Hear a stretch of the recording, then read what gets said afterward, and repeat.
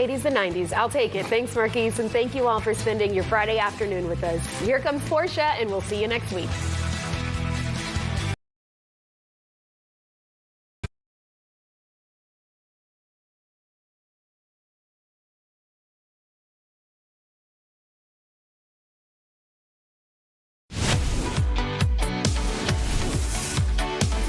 Here we go at 1 o'clock. Thanks so much for joining us for Fox 5 News Live. I'm Tyler Fingert. We have made it to Friday. We are so glad you're here. We have a lot to tell you about.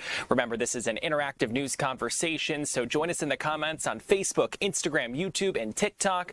If you have something you want to ask, if there's something you want to know, if you just have a comment on something we're talking about, join us in the comment section. We'll try to talk to you guys through that right here during this show. But I want to get straight to one of our top headlines, and that has to do with the Lindsay Clancy trial. Just a short time ago, we learned that the defense has rested its case over whether postpartum psychosis drove her to kill her 3 children. This was in Massachusetts, and that mom is accused of strangling her 3 children to death in January of 2023. And Kaylee Schuyler joins us now live from Plymouth, Massachusetts. Kaylee, you have been staying on top of this case since the very beginning. What can you tell us about what's going on in court?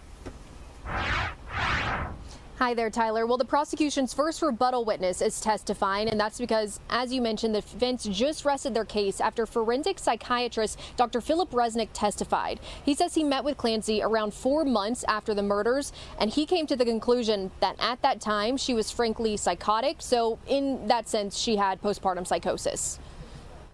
In all of these notes that detail every time you interacted with her, you never once wrote that she told you she heard a voice or what that voice said, correct? Correct.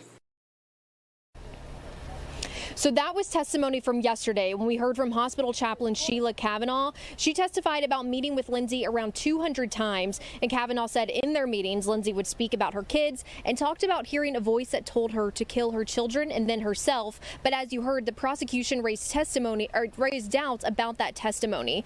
Now, today, the government is expected to call 3 rebuttal witnesses. Right now, the first that's testifying is a psychiatrist, Dr. Avram Mack. He says he looked at Clancy's medical records and concluded she suffered from a major depressive episode but did not show signs of mania.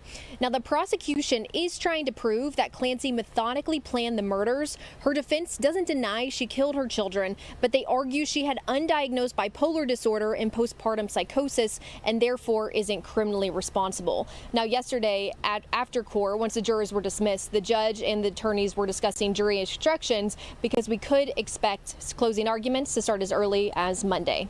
Tyler? And obviously, this is going to be a case that a lot of people are going to be paying attention to as we get to the closing arguments and eventually the jury ultimately making the decision of whether she's guilty or not. We know you're going to stay on top of this for us. Kaylee Schuyler in Massachusetts, I appreciate your time and thank you for the update. And as we continue on, I'll get you caught up on some of the headlines that are happening close to home. Let's talk about this. The mother of a 2-year-old child who died at a Canton home has been arrested, becoming the second person charged in the ongoing death investigation. Canton police said 18-year-old Devora Diaz-Perez was taken into custody last night after detectives interviewed her and continued investigating the child's death at a home in the 300 block of Cartersville Street. Diaz-Perez is charged with 1 count of second-degree murder, 2 counts of second-degree cruelty to children, and 3 counts of reckless conduct. She was booked into the Cherokee County Adult Detention Center. Diaz-Perez's arrest comes less than 3 weeks after police arrested her live-in boyfriend, 22-year-old Saliso Edson Vicente y Vicente, on August the 3rd. Vicente y Vicente was charged with malice murder and first-degree cruelty to children in connection with the same child's death. Police have not released any additional details about what investigators believe happened to the child or what specifically led to the charges against Diaz-Perez. Canton Police Chief Marty Farrell said detectives continue to investigate the death with assistance from other agencies. But just again, so you can see who's on your screen, Devora Diaz-Perez is on the right side of your screen. On the left side is Saliso Edison Vicente y Vicente. We're going to stay on top of this one and bring you any updates as we get them. I want to take you to Ackworth now. This is another investigation, and we learned some shocking details a little earlier today. Let me get you caught up. A 21-year-old Wisconsin woman has been charged after investigators say she stabbed her mother, get this, at least 10 times during a violent confrontation at a Chick-fil-A in Cherokee County. The Cherokee County Sheriff's Office identified the woman as Senoia Marie Johnson of Milwaukee. She is charged with aggravated assault under the Family Violence Act. Investigators say Johnson and her 39-year-old mother, also from Milwaukee, were traveling north toward Wisconsin when they began arguing inside of their car. They exited the interstate and pulled into the Chick-fil-A parking lot on Highway 92 near 75, where the confrontation escalated while they were still inside the car. According to investigators, Johnson assaulted her mother, who suffered at least 10 stab wounds. Johnson also suffered an injury to her leg during the confrontation. The mother made it inside the restaurant where an off-duty Ackworth police officers helped her until paramedics arrived. She was transported to Wellstone Kennestone Hospital and has since been released. And after that fight, Johnson left the area and traveled north on I-75 with 2 children in the vehicle. Police used automated license plate reader data to locate her in Whitfield County, so close to the Tennessee border there. The 2 children who were traveling in the vehicle were not injured. They are now in the custody of the Georgia Division of Family and Children's Services in Whitfield County. So far, no word on what sparked this violent confrontation. And let's take you to Stockbridge now. It's a story that we are continuing to follow up here right now at 1 o'clock. So let's get you caught up. Tomorrow, there'll be a hearing where officials in Stockbridge will vote on the outcome of the investigation into conduct of Mayor Jaden Williams. Testimony during a civil hearing on Thursday revealed allegations of potential sexual misconduct between Stockbridge Mayor Jaden Williams and an 18-year-old. It is all part of a civil case filed by the mayor after the council voted to restrict his administrative privileges amid an ongoing investigation. Information that Jaden had sexual misconduct with an 11th grader. And the reason his contact with that 11th grader in high school, a local high school male, 11th grade male, was due to the fact that he had a mentorship program, some kind of mayor mentorship or ambassador program that the young male was a part of for the city of Stockbridge. So the mayor denies all allegations of misconduct, calling them baseless. He does not face any criminal charges. We want to make sure we reiterate that. No criminal charges here. And this all comes a day after the city and mayor agreed to reinstate the mayor's access to non-public areas of City Hall over questions regarding use of the city's credit card. Attorneys for Williams pushed to disqualify Councilmember Lakeisha Gant from the case, claiming that she is biased against him. Gant maintained that she can remain impartial.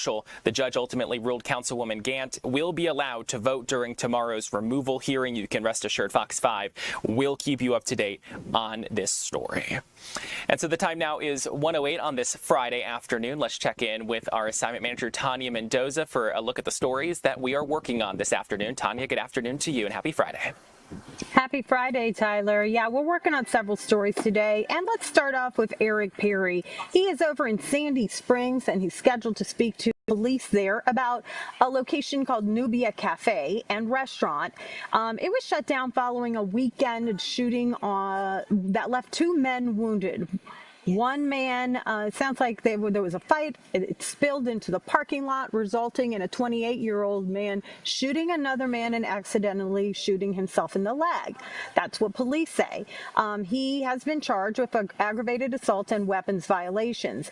After that, investigators discovered the cafe was operating as an illegal after-hours club without proper state licenses or city permits. So they have since shut it down again, and that's what Eric Perry is working on. He'll have much more on that later. Plus, he'll have more on what they were cited for, all those multiple violations that led to it being shut down. Tyler? Yeah, we'll look for that a little bit later. Let's go to this next story that has piqued my interest, and it is thanks to AirPods and I guess a Tesla that a stolen vehicle has been recovered. That's right. So I was just actually I was just pulling up the mugshot that came in from Ray on this case, and I'll pull it up behind me here. So this man here, his name's Donald Murray, and this all started in Forsyth County. Basically, the sheriff's office posted something on their Facebook page, and Ray started making some phone calls on it. Got the incident report. We have the picture from the Facebook page there. So Donald Murray, he was over near, they say he was near 1245 Sanders Road, which is at a Primrose daycare there in Forsyth County. A woman was dropping off her child at that Primrose and left her keys in the car, ran in for like 30 seconds to give her child to the workers at the daycare.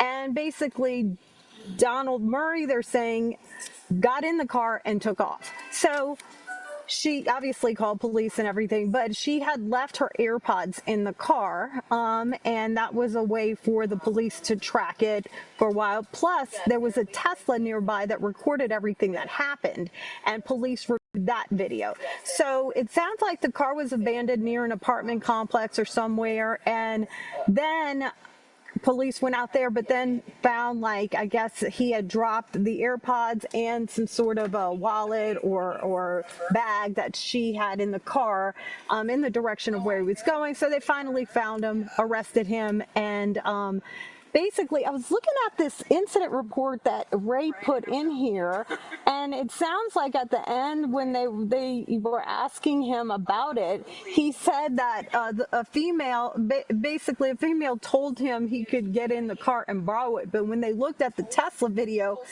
and he was around the car, there was no female around talking to him. That's what the incident report says. And when they asked him why he was at the Primrose, it sounds like he said he was dropped off near there, and then he was in the front by the flower bed and he was picking some weeds. So it's just a really strange story. Ray's going to have all the details. But it's a lesson to many people who do this. You know, I'm a mother. I've dropped off my kids at daycare thinking that it was safe to leave the keys in right in the line. So just a note to everyone that may be in these types of situations, always like turn off the car, take your keys. Tyler? Absolutely a wild story. I mean, the fact that the AirPods were able to make this happen, to be able to find the stolen car, you got to love technology because, I mean, 10 years ago, you didn't really have those Apple AirTags or those Tile type of devices that you could kind of track it down thanks to, I mean, phones. They connected like the iPhone to be able to help bring the location into pretty much the exact location it is. You got to love that. Let's turn to this next story, which is we're learning more details about that missing Florida child who was found near the Senoia area. That's right. So in Senoia, Doug Evans, we had the story, I think, around July 31st. There are the mugshots. So a felony traffic stop in Senoia on Highway 16 led to the recovery of a missing child reported out of Pasco County, Florida. The two individuals, Caton Lee Elmer, 35, and Aja Lynn Eddy, 34, were taken into custody. They are both facing charges of interference with custody of a minor. So the police report noted a dangerous situation inside the car when this all went down. Beyond that missing child, there were some other children, including one child on like the floorboard passenger side. So we had that story on our website. Now what Doug is finding out, he has the body cam of that when it all went down. So he'll have that a little later today. The missing juvenile, I just want to note, the missing juvenile in this case is the son of suspect Elmer. However, court records indicate that Elmer has no parental rights to the child. Doug will have all the details plus that body cam video a little later today, Tyler. Well, we will look for that. He'll be joining us here on Fox 5 News Live over the coming hours this afternoon to give us the latest information. Tanya Mendoza, thanks so much for the update on the stories we're working on today. Thank you.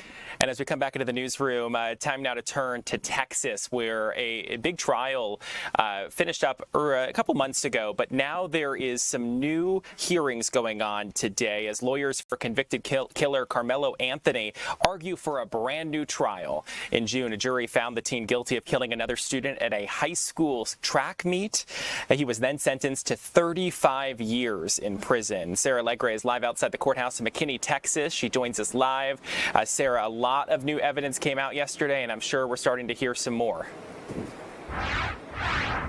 Yeah, absolutely. And the defense just rested its case. And now we're hearing from lead prosecutor Bill Worski. He has since taken the stand here after we've been given a ton of this evidence that the jury hadn't even heard before during that original trial, essentially back in June. So all of this is now coming into light. And a lot of this focus really has to do, Tyler, with that handshake agreement between the prosecution and the defense for that original trial back in June to keep any kind of character evidence off the table. But with what we've seen over the course of the past few days, I mean, it has been fair game now.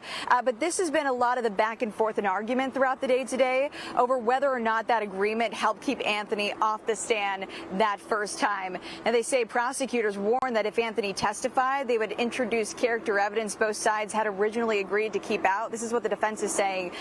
Prosecutors pushed back on that claim, saying Anthony's original attorneys agreed to that arrangement and didn't object until after they had lost.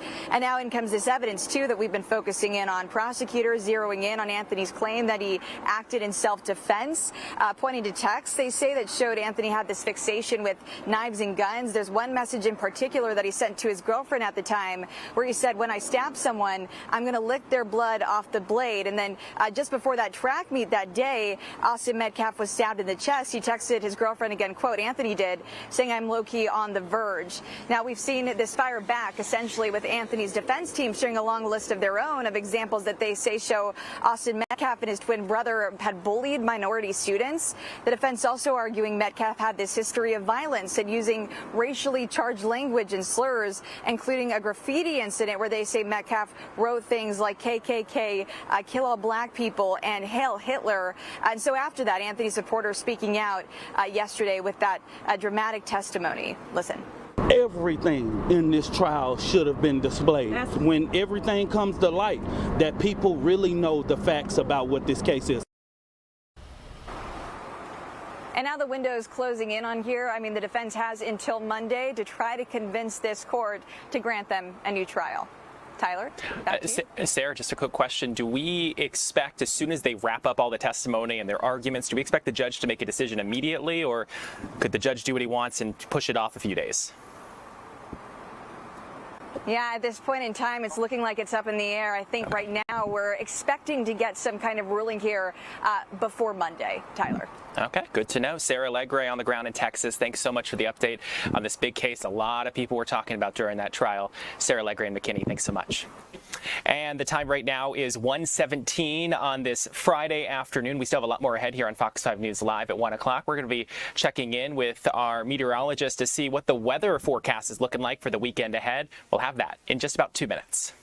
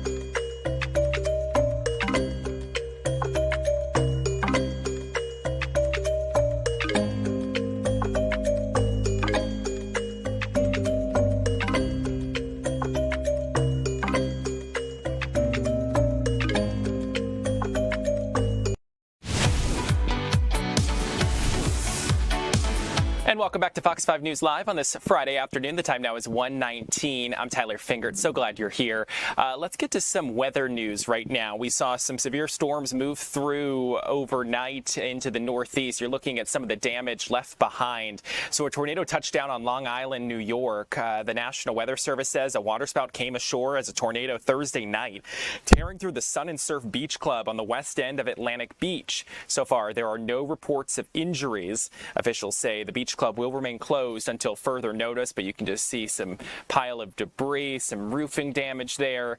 Sadly, we know just how destructive tornadoes can be when they do come ashore, especially after from a waterspout and straight onto the beach and continuing on. Let's take a live look outside now, high above Midtown and downtown Atlanta. Looks like an absolutely beautiful day out there. We know, though, it certainly is summer, and you can certainly feel that. Let's bring in Fox 5 Storm Team meteorologist Lauren Robinson now with a check of the forecast. And have we gotten through the worst of the week, or is this I feel like earlier in the week Marquise was talking about how we kind of going to go down a little bit at the weekends, but it's still going to be hot. Is it going to be as hot? Temperatures. Yes, okay. Temperatures. Sorry. Humidity's also bad, probably. Well, yeah, but you're like, have we gotten through the worst of the week? I'm like, sure. It depends on how your week has been. I don't know. I guess that's for you to say. But yes, the temperatures. I think we've hit our peak for afternoon highs. We're going to start settle down into the lower 90s, which is still above average. It's still hot, but it's not the upper 90s like what we had been seeing, and so it'll be a bit of a silver lining, I guess. There. Yeah. Now, let's go ahead and take a look at those temperatures right now, where most of us are in the middle to upper 80s, 87 degrees in downtown Atlanta, not too terrible. Yeah, you know, could be worse. Right. Through last week, we'd been seeing those temperatures in the 90s already by this hour, so not too bad out there. Middle to upper 80s. Some areas are in the 90s. Some areas like Eatonton showing off, always the hot spot on the map. 95 degrees right now. We're seeing 90s on the dot in Athens, Griffin, and in Thomaston. 87 in downtown Atlanta. Looks like our temperatures just updated, so down to 95 on Eatonton, or in Eatonton. You see that happening live right now, but we do still have plenty of moisture in the air. We're going to look for those dew points to stay in the 70s. It's going to be pretty muggy, so it does feel like the middle 90s across most of North Georgia. It feels like 91 in downtown Atlanta, not too terrible, but it is still just 121 in the afternoon, so we still have a little more heating to go. Now, the good news is we don't have any heat advisories. We're not looking for things to be dangerously hot, but I think even with heat indices in the middle to upper 90s, it can be dangerous if you don't take care of yourself and each other, right? So make sure if you have those outdoor plans. It's a Friday afternoon. It's a beautiful Friday. I know there are a lot of outdoor events. I'll be at Sandy Springs later this afternoon for hometown weather. So make sure you're just finding that shade when you need to and staying hydrated. Outside of the temperatures and the heat indices, we take a look at our live Viper radar, and we have this frontal boundary that's just south of our area. And with that, we're looking for a few maybe hit or miss storms as we go through the rest of the afternoon, but we certainly clear out later tonight. So you can see most of those storms well off to our east, pushing their way into portions of South Carolina. Not a whole lot happening right now across North Georgia, though.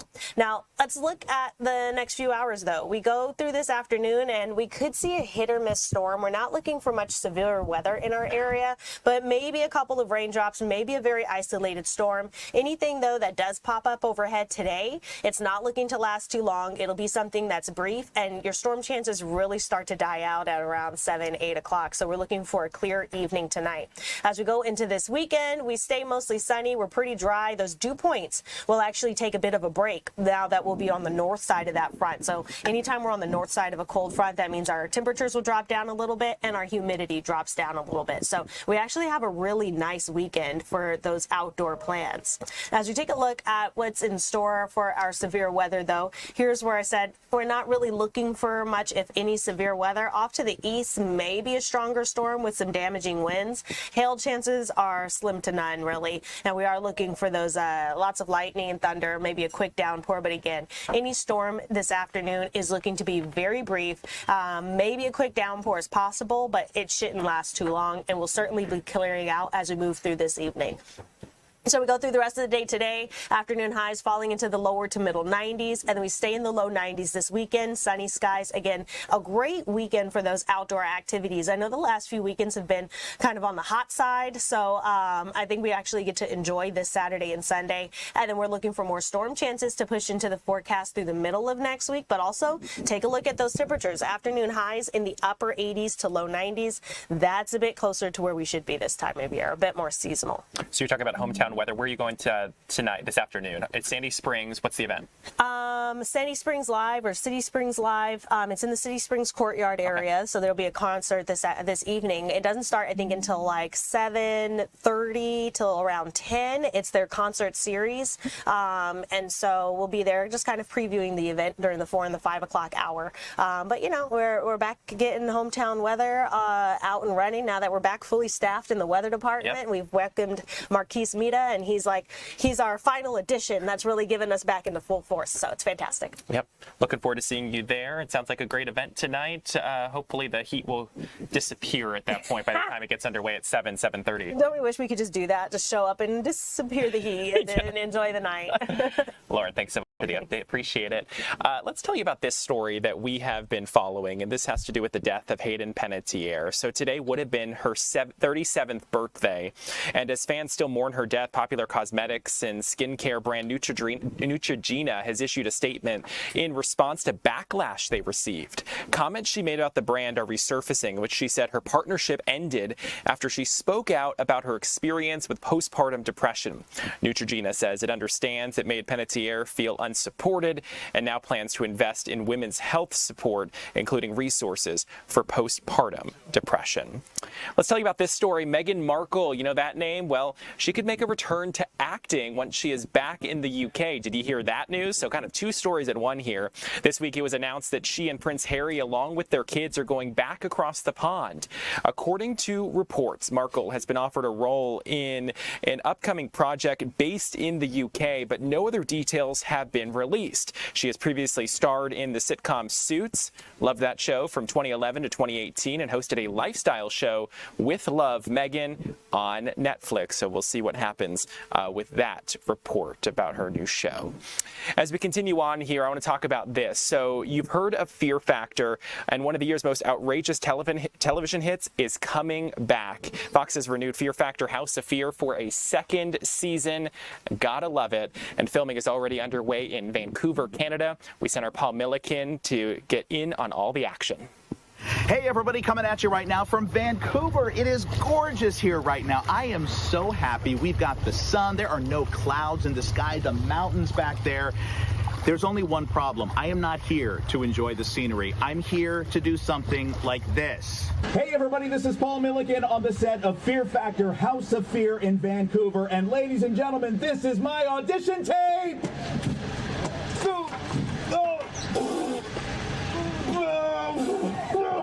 Oh God, this is awful.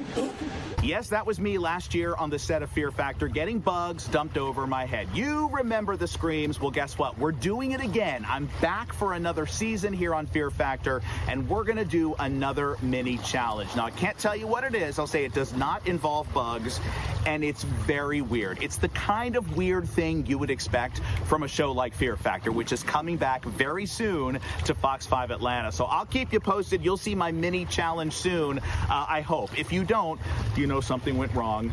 Pray for me. Oh God! Looking forward to that, Paul. Thanks so much, and I hope you have a great time out in Vancouver. We still have a lot more ahead here on Fox 5 News Live at 1 o'clock. The time now is 1:28. Stay with us. We're back in just 2 minutes.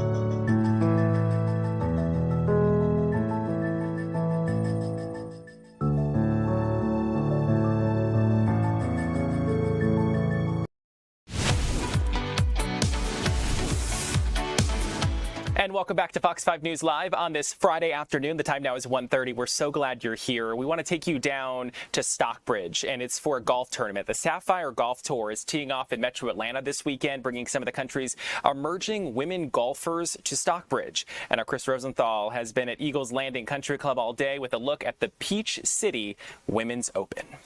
You know, it's beautiful weather here today at the Eagles Landing Country Club in Stockbridge, which is where I'm at. And it's beautiful weather for a tour, and this is where the Sapphire Golf Tour is going on all weekend long. Now, it's been about 3 years since the LPGA has had a black female golfer, and the Sapphire Golf Tour, well, it's here to try and change that, to provide accessibility, to provide development opportunities for professional black golfers to work their way up, to become professionals, and to really make some way and make some headway in the golf world. Now, I talked with Tariq. He is the commissioner of the Sapphire Golf Tour. A little bit more about the tour and why it's so important. So we started the tour as an offshoot of that, an initiative to help get more young black women in the sport beyond college. And once we figured that out, we knew there was an opportunity for them. We found sponsors and partners and those who realized that it was more than like 6 or 7 women. They were close in the teens. We had to go find them. So once we found them, we gave them an opportunity to be able to come up with more ways to, one, get them introduced to who we were. We knew some of them already, but we needed them to understand there was a platform for them as a developmental tour before they get to the LPGA. So that's what we basically are, as a developmental tour for the PGA. And tell me about, why this is important. I mean, talk to me about the barriers that these women face. Many of these women, one of the biggest barriers is corporate sponsorships. Not just corporate, though, but just other initiatives that actually help them offset their costs. We have 24 women, and not one of them have a logo on their left or right chest, on their shoulder, or their cap that someone has actually paid money to actually get that spot. And that's key. There's 11 spots on their shirt, hat, and bag that people can sponsor, and that could add up to anywhere between $100,000 to $200,000, depending on the quality of the player. Right now, that's not happening, and that's part of our goal and our job is to help with that. And these women are very good and very talented, huh? They're extremely. Some of them are already on, one of them is already on the LET Tour, which is the Ladies European Tour. That's Georgia Oboe, and she's already had some wins with us and has some great finishes with the LET Tour as well. These young women need support. They need support in lots of different ways. We call it player development. It's professional development, performance development, and personal development. If they have all of those key things, just as if they were a corporate executive, corporations invest in their players. We want to invest in our players. I also talked with one of those golfers. Her name is Sarah. She had her start playing golf in Kenya, and I asked her a little bit about what this opportunity means to her. Definitely a great platform for my sisters and I to connect. Right after college, we really did not have a lot of tours, entry tours, that give a chance to minorities to get into the field of being competitive. So this has definitely set up a platform where everyone can showcase their talent. And we have a lot of minorities out here who are striving to become professional and be on the LPGA. So setting a good example to the kids out there, young, black, girl, Latino, name it all, it's a great way that I think Sapphire Tour has definitely. This golf tour continues through the weekend here at Eagles Landing Country Club. Spectators are welcome to come for a small fee. Kids are free. Great chance to see some great golfers, possibly get some tips and some clinics as well. Next stop for the Sapphire Golf Tour, Washington, D.C. in September. Chris, thanks so much for a look at that. Let's turn to the Braves now. The Braves are back in the win column, and now they'll try to build some momentum against one of the National League's best. Jake Mastriani, co-host of the Locked On Braves podcast, joins us now live to break it all down. Jake, thanks so much for being here this afternoon. Yeah, glad to be here after a win. Yeah, I mean, obviously a great news last night. So let's start with this. Grant Holmes. So he helped snap the losing streak. Just how impressed were you with Grant Holmes yesterday, and especially with the Braves needing someone to help, get in the win column? Yeah, it was big for Grant Holmes in that start because the Braves had lost. They obviously got swept by the Twins, so you need somebody to come out there and give you a chance to win. The offense is obviously a little bit down right now, so you're leaning on your pitching staff even more. So for Grant Holmes to go out there and have an outing like that where he had a no-hitter going through 6 innings really, does a lot. Now 3 of the past 4 starts for Grant Holmes, he's pitched 6 scoreless innings. At a time where everybody's wondering is he going to stay in the rotation or not, he just continues to go out there and compete and get it done. But just really big for the timing of it too, going into the series this weekend against the Brewers. You wanted to, get that bad taste from Minnesota out of your mouth. They were able to do that against a good White Sox team that's in first place in the AL Central. So just a great job by Grant Holmes and the pitching staff, the bullpen, obviously Didier Fuentes, Dylan Lee, and Raisel Iglesias finishing off the shutout. Do you think this is the spark they needed to be able to ahead of the weekend matchup? You hope so, right? They got 3 against the Brewers, who are the top team in the National League, and then you have an off day and come back home, and you got 3 against the Dodgers, who are also right ahead of them in the National League. So this will be the toughest 6-game stretch the Braves will face all season. And if you count, obviously, like I mentioned, the White Sox that are first-place team, pretty tough 7-game stretch that the Braves have. So to be able to start that off with a win and go into Milwaukee, and it's a chance, I think, now for this Braves team that if they can have a good weekend against Milwaukee, it gives them a lot of confidence, going into the final month of the season. And obviously, as you hope to beat those teams come postseason time, these are the teams that you're going to be matching up against. So I think it's a real opportunity here for the Braves to gain a lot of confidence this weekend facing what's the best team in baseball record-wise. So what do we need to see from Atlanta against the series against Milwaukee to feel like we're back on track? Really just playing clean baseball. They haven't always been as consistent. Obviously, at the plate, the offense is kind of ebb and flowed. At times, they look like the best offense in baseball. At other times, they've been one of the worst. So you want to see the offense kind of just gain that consistency. Going to be hard to do when you're facing the Cy Young favorite and Jacob Mizorowski. But seeing them just play real clean, competitive baseball against one of the other best teams in there. It's kind of similar to that Yankees series they had a couple of weeks ago. Those were competitive back and forth games. Could have gone either way. You could have swept that series. You could have been swept, but you were in all of them. I think that's what you really want to see against this Brewers team. They just put up a lot of runs against the Mariners. You want to see if this pitching staff that's been so great can hold them down and see if your offense can just have some competitive at-bats against really good pitchers and do enough to hopefully win the series. So we're a few hours away from first pitch here, and so I think we're going to have a pretty fun pitching matchup this afternoon. What are you looking forward to there? Yeah, Chris Sale versus Jacob Mizorowski. The NL Cy Young favorite and maybe the best pitcher in all of baseball this year in Mizorowski. And I think Chris Sale is right there as maybe at number 2 or number 3 in the NL Cy Young voting this year, too, with the season that he's put up at the age of 37, just kind of anchoring this Atlanta Braves rotation. So you're going to get to see 2 of the best pitchers in baseball. Kind of wish that it were on a prime time later in night. You're going to get it on Friday afternoon here, like you said, in just a couple of hours. But it's going to be one of the best pitching matchups in baseball that you're going to see all year long. 2 of the best doing it, 2 of the best strikeout artists. Might not be a lot of balls in play in this one, but that just makes things even more fun and entertaining. So going to be a great one to kick off what should be a really fun weekend against the Brewers. Is it going to be one of the best matchups for for pitchers on the mound for both teams for what's going to be for the remainder of the season? Yeah, I would assume so. These are the series. If these 2 were to obviously match up in the postseason, it's a game 1 type matchup. You are getting 2 of the best pitchers in baseball. Like I said, 2 of the best strikeout artists doing it a little bit from a different side. Obviously, Chris Sale, lefty, Mizorowski or righty. Mizorowski, an up-and-comer. I mentioned a minute ago, Chris Sale, a 37-year-old. So one guy at the beginning of his journey, one guy perhaps at the end. We'll see. Hopefully, Chris Sale still has a lot more great years left in him. But it's going to be very entertaining, not just for Braves fans, but I think all of baseball to see these 2 go at it and just how they get it done. Mizorowski, he's averaging 100 miles per hour on his fastball. He has started out games throwing just 20 four-seamers in a row because the fastball is that good. Obviously, Chris Sale has a good fastball of his own, but really known for that slider that he has. So going to be a really fun pitching matchup between these 2. Last week when Lindsay joined us, we're starting to do more of these live talk packs with you guys at for the Locked On Braves podcast. Tell us about the podcast, where we can find you guys, and what people who are joining us this afternoon, what should they know?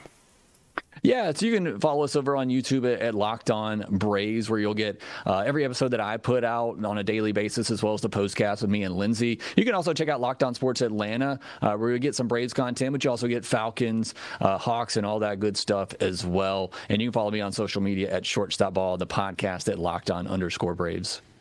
Jake Mastriani, I appreciate you joining us this afternoon to break down what is ahead this weekend with Milwaukee versus the Braves. Yeah, 4:10 start. Hopefully we're going to have a great matchup on the field today. Jake, thanks so much for joining us this afternoon. I really appreciate it. Yeah, thanks so much for having me. Yeah. Let's continue on here at 1 o'clock. The time now is 1:40. We're going to talk about this now. SpaceX successfully launched another batch of Starlink satellites from Cape Canaveral, that's down in Florida, after a day after it had to be scrubbed.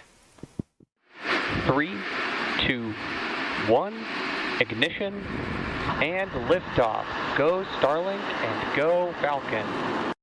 That was the moment liftoff happened just after 11 a.m. Eastern time. It was all systems go today for SpaceX's Falcon 9 rocket from the Space Force Station.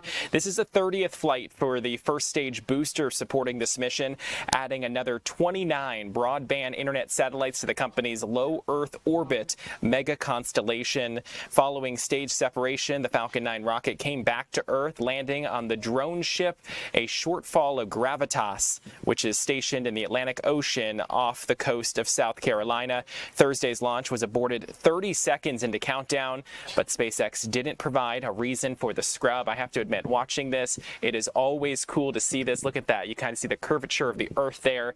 You got to love that. The fact that they had another successful launch, and obviously we're going to start seeing more and more of these rocket launches as the Artemis missions start picking up, as they head back to the moon and eventually Mars. We also know that Blue Origin is also working to send more satellites into space. So lots of rockets are launching here in the United States, and we're just going to see more and more of these as we continue on. Well, the time now is 1:42 on this Friday afternoon. We're so glad you're here. We still have a lot more ahead here on Fox 5 News Live at 1 o'clock. Don't go anywhere. We're back in just 2 minutes.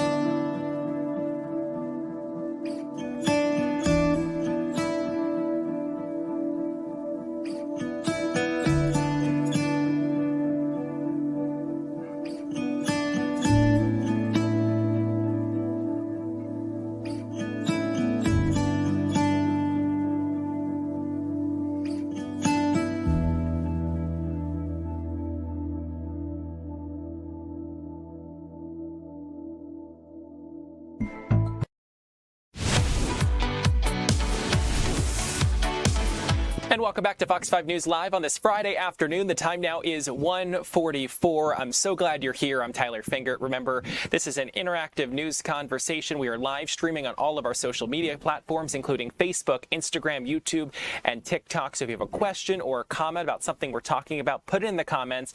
We'll try to answer it for you here. And this next story, I'm going to be monitoring the comments very closely because I would love your feedback on this, and I would love to hear about it. I'm going to switch our graphic real quick, put it up, and you can see it. Tap to pay coming to Walmart and Sam's Club. So weigh in on this right now on our social media channels. We're monitoring it. I'd love to hear what you have to say. So let's talk about it. Big news for Walmart shoppers who have been begging for years for this technology. Tap to pay is coming to Walmart and Sam's Club. That's the option to use Apple or Google Pay services on your phone. Walmart made the announcement today saying customers will have another convenient way to shop. The rollout, and I need to mention this, will only start at select stores on Monday, August 24th. So that's just a few days away, and it's only going to be at select stores.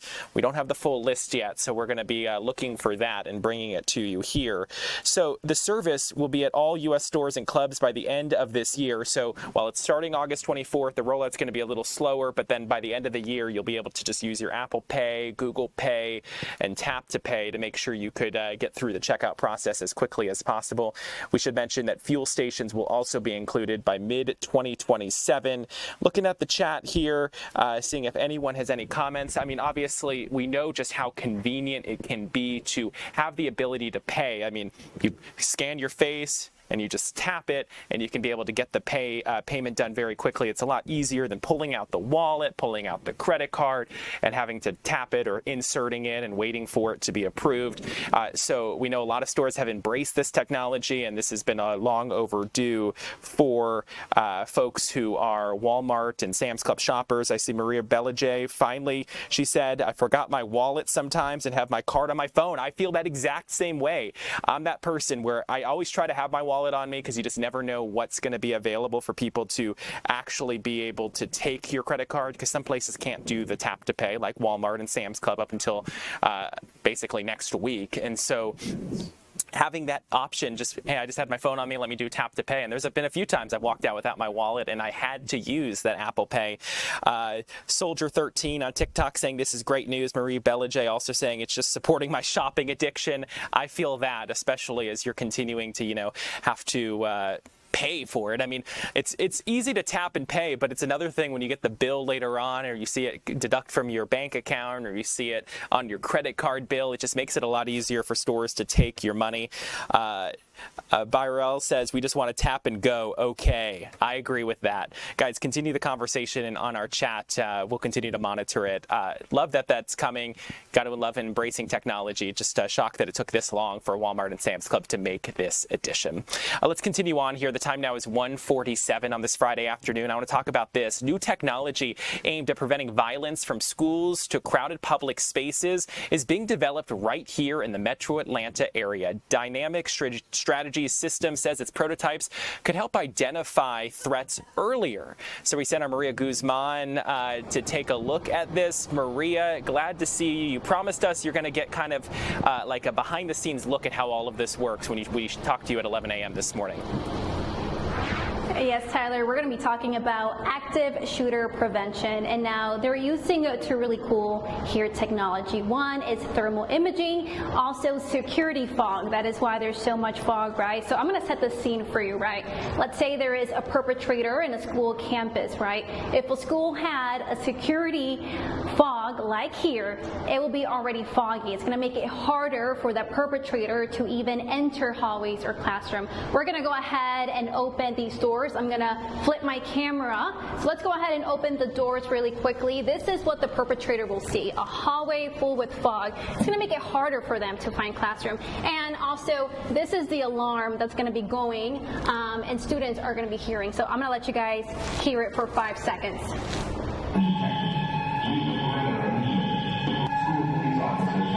Perfect. So we're going to go ahead and stop that and do a quick walkthrough. So here I have Casey. Now Casey is in full gear, and he has a special equipment that's going to allow you to see the perpetrator. Right now there's a mannequin at the end of it. So just Casey, talk to me about the special equipment. I can't see where we're going, but you're able to see the perpetrator. Right. So if you look down the hallway, you won't be able to see anything, but I can see the training target that police officers will be using. It's basically a thermal target that you can see with your thermal imaging camera. This is what the officers will be using during a training scenario. Nice. So we're talking here about security fog. If a school had this in place, where will those fog be placed in? So all down through the hallway, you'll have security fog generators, and they'll be going off periodically, depending on the location of the shooter. So depending on which hallway, if it was hallway B or hallway A, then you'll know where to release the fog. Another key aspect here, which I think is cool as we're talking about it, is to already have the hallways filled with fog. Even by the time the perpetrator enters the building, they can't see. Is that correct? That's correct. So even with the thermal imaging camera, it's still kind of tough to see. You can't just run down with a thermal imaging camera. If you try to open a door and use your thermal imaging, it's impossible. So if they had it on the weapon or if they had it on their helmet, it still would be quite difficult to try to open a door and use your imaging. But the police officer should be able to see where the active shooter is and should be able to prevent them with less lethal technology. What really led you to create or have established a system like this? I haven't really seen, or heard about fog being used as a security effort. Well, I wanted something less lethal. I didn't want anything to actually hurt anybody. So fog doesn't hurt. This is all natural fog. Nothing about the fog generator is toxic. So this is one of those things where the kids will be they'll be in their classrooms, and the hallway will be filled with fog. So there won't be any fog generators in the classrooms. They'll be safely locked in the classroom. Got it. The perpetrator from knowing where to go, and that fog will act as a barrier. So we're going to continue with this all afternoon. So I'll send things back to you in the studio, and I'll see you very soon. Yeah, honestly, the fact that they're coming up with this technology to keep people safe, really cool to see, or I guess in this case, can't see with all the fog. Maria Guzman, thanks so much for joining us here on Fox 5 News Live at 1 o'clock. We'll check in with you in just about an hour as you continue to show us the technology. So I want to go to this next story here as we get ready to wrap up our 1 o'clock show on this Friday afternoon. So if being locked up with a loving, cuddly rescue pet for 3 hours sounds like a dream to you, it sounds even dreamier when you realize it is all for a good cause. So let me explain. The Humane Society of Northeast Georgia is putting a playful twist on fundraising by hosting their annual adoption lock-in. And our Joanne Feldman got all the details this morning on Good Day Atlanta. Take a look. Before we get to the details on this event, tell us a little bit about Rascal. Yeah, Rascal, he's one of our long stays, as we call it. He's now been with us for 283 days. Oh, gosh. So he's looking for his forever home. We were able to take him from a shelter in Chattooga County to help relieve them a little bit and care for him these days, but we're hoping he finds his forever home soon. Yeah, absolutely. I love how he knew exactly where to sit to get his close up. He did not hesitate. Yeah. All right, this sounds like a really fun event, though. So tell us exactly how this works and what happens when somebody signs up to participate. Yeah, 100%. So the Adoption Lock-In is a really exciting event, really to create momentum and to engage the community. So it's not just us raising money and awareness for what we do and our mission, but it's engaging others. So we right now have about 50 people who have signed up to help raise money to help care for these animals, but also to raise awareness for the need for adoption, because we want to move dogs out into homes as quickly as possible. Absolutely. All right. So just the individual process, say somebody signed up for it, what exactly are they doing? What are they agreeing to? How do they raise their bail money? All the logistics here. Yeah, they sign up and they set their own bail amount, so they can set their own goal, and then they have a 3-month period to basically share with their friends and family, so they're raising awareness about our mission, but also raising funds. So it helps us meet our financial goals, but also raise awareness. Then on September 18th and 19th, we have 4 different slots for 3 hours that you can come, the people who have registered can come and get locked up with a shelter animal like Rascal and spend some time in there, and also use that as an opportunity to raise awareness, now using technology and going live on Instagram or other social media channels to raise more awareness so that we can get more dogs adopted, because for every dog we get adopted, it creates a space for another one for us to care for. Sure, absolutely. Yeah, the technology side of that's got to be a game changer, just kind of sharing that message and that unique way. Yeah. Okay, so you mentioned a goal. What is your goal this year? Because I also know this is in progress, so some money has already been raised, and it this goes higher. I believe we're around 24,000 now toward a $70,000 goal. Because every dollar that's raised helps us give the animals the best care they can and get them adopted. Yeah, which will actually give me my next question. If you could give us a little more detail on really what this money can accomplish. So it takes a village to basically care for these. So every animal that comes into our shelter is well cared for, not just through enrichment, through their health needs, but also every animal that we take in is spayed or neutered before they go out for adoption, because we are a no-kill shelter and very proud of that, because we want to help take away the unwanted pet population in our community. Yeah. What are you looking forward to most in taking part in this?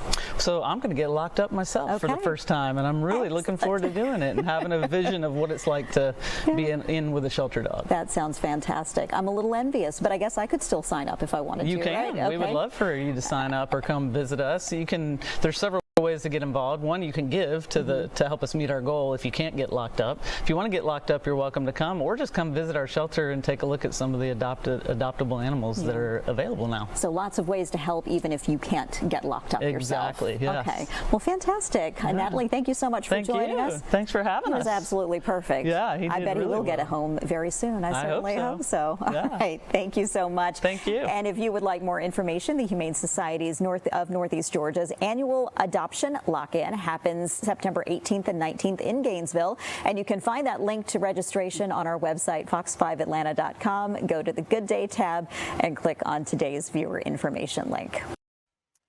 Oh, I just love how cute that dog is. And Marie Bellajay said he smells so many interesting things. LOL, his nose is so busy.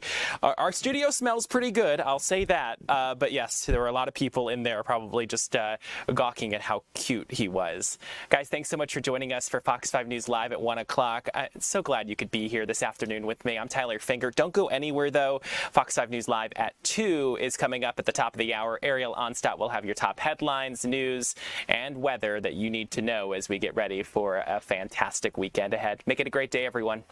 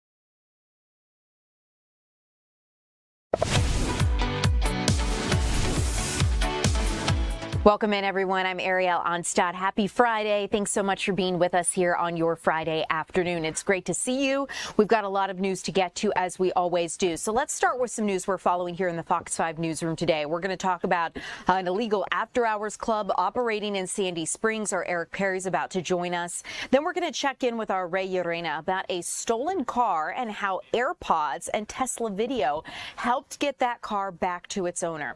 All of these stories and others to come. But first, let's start with this story that's developing that we are following at this time in Ackworth. We understand that a daughter is accused of stabbing her mother at least 10 times during a violent confrontation.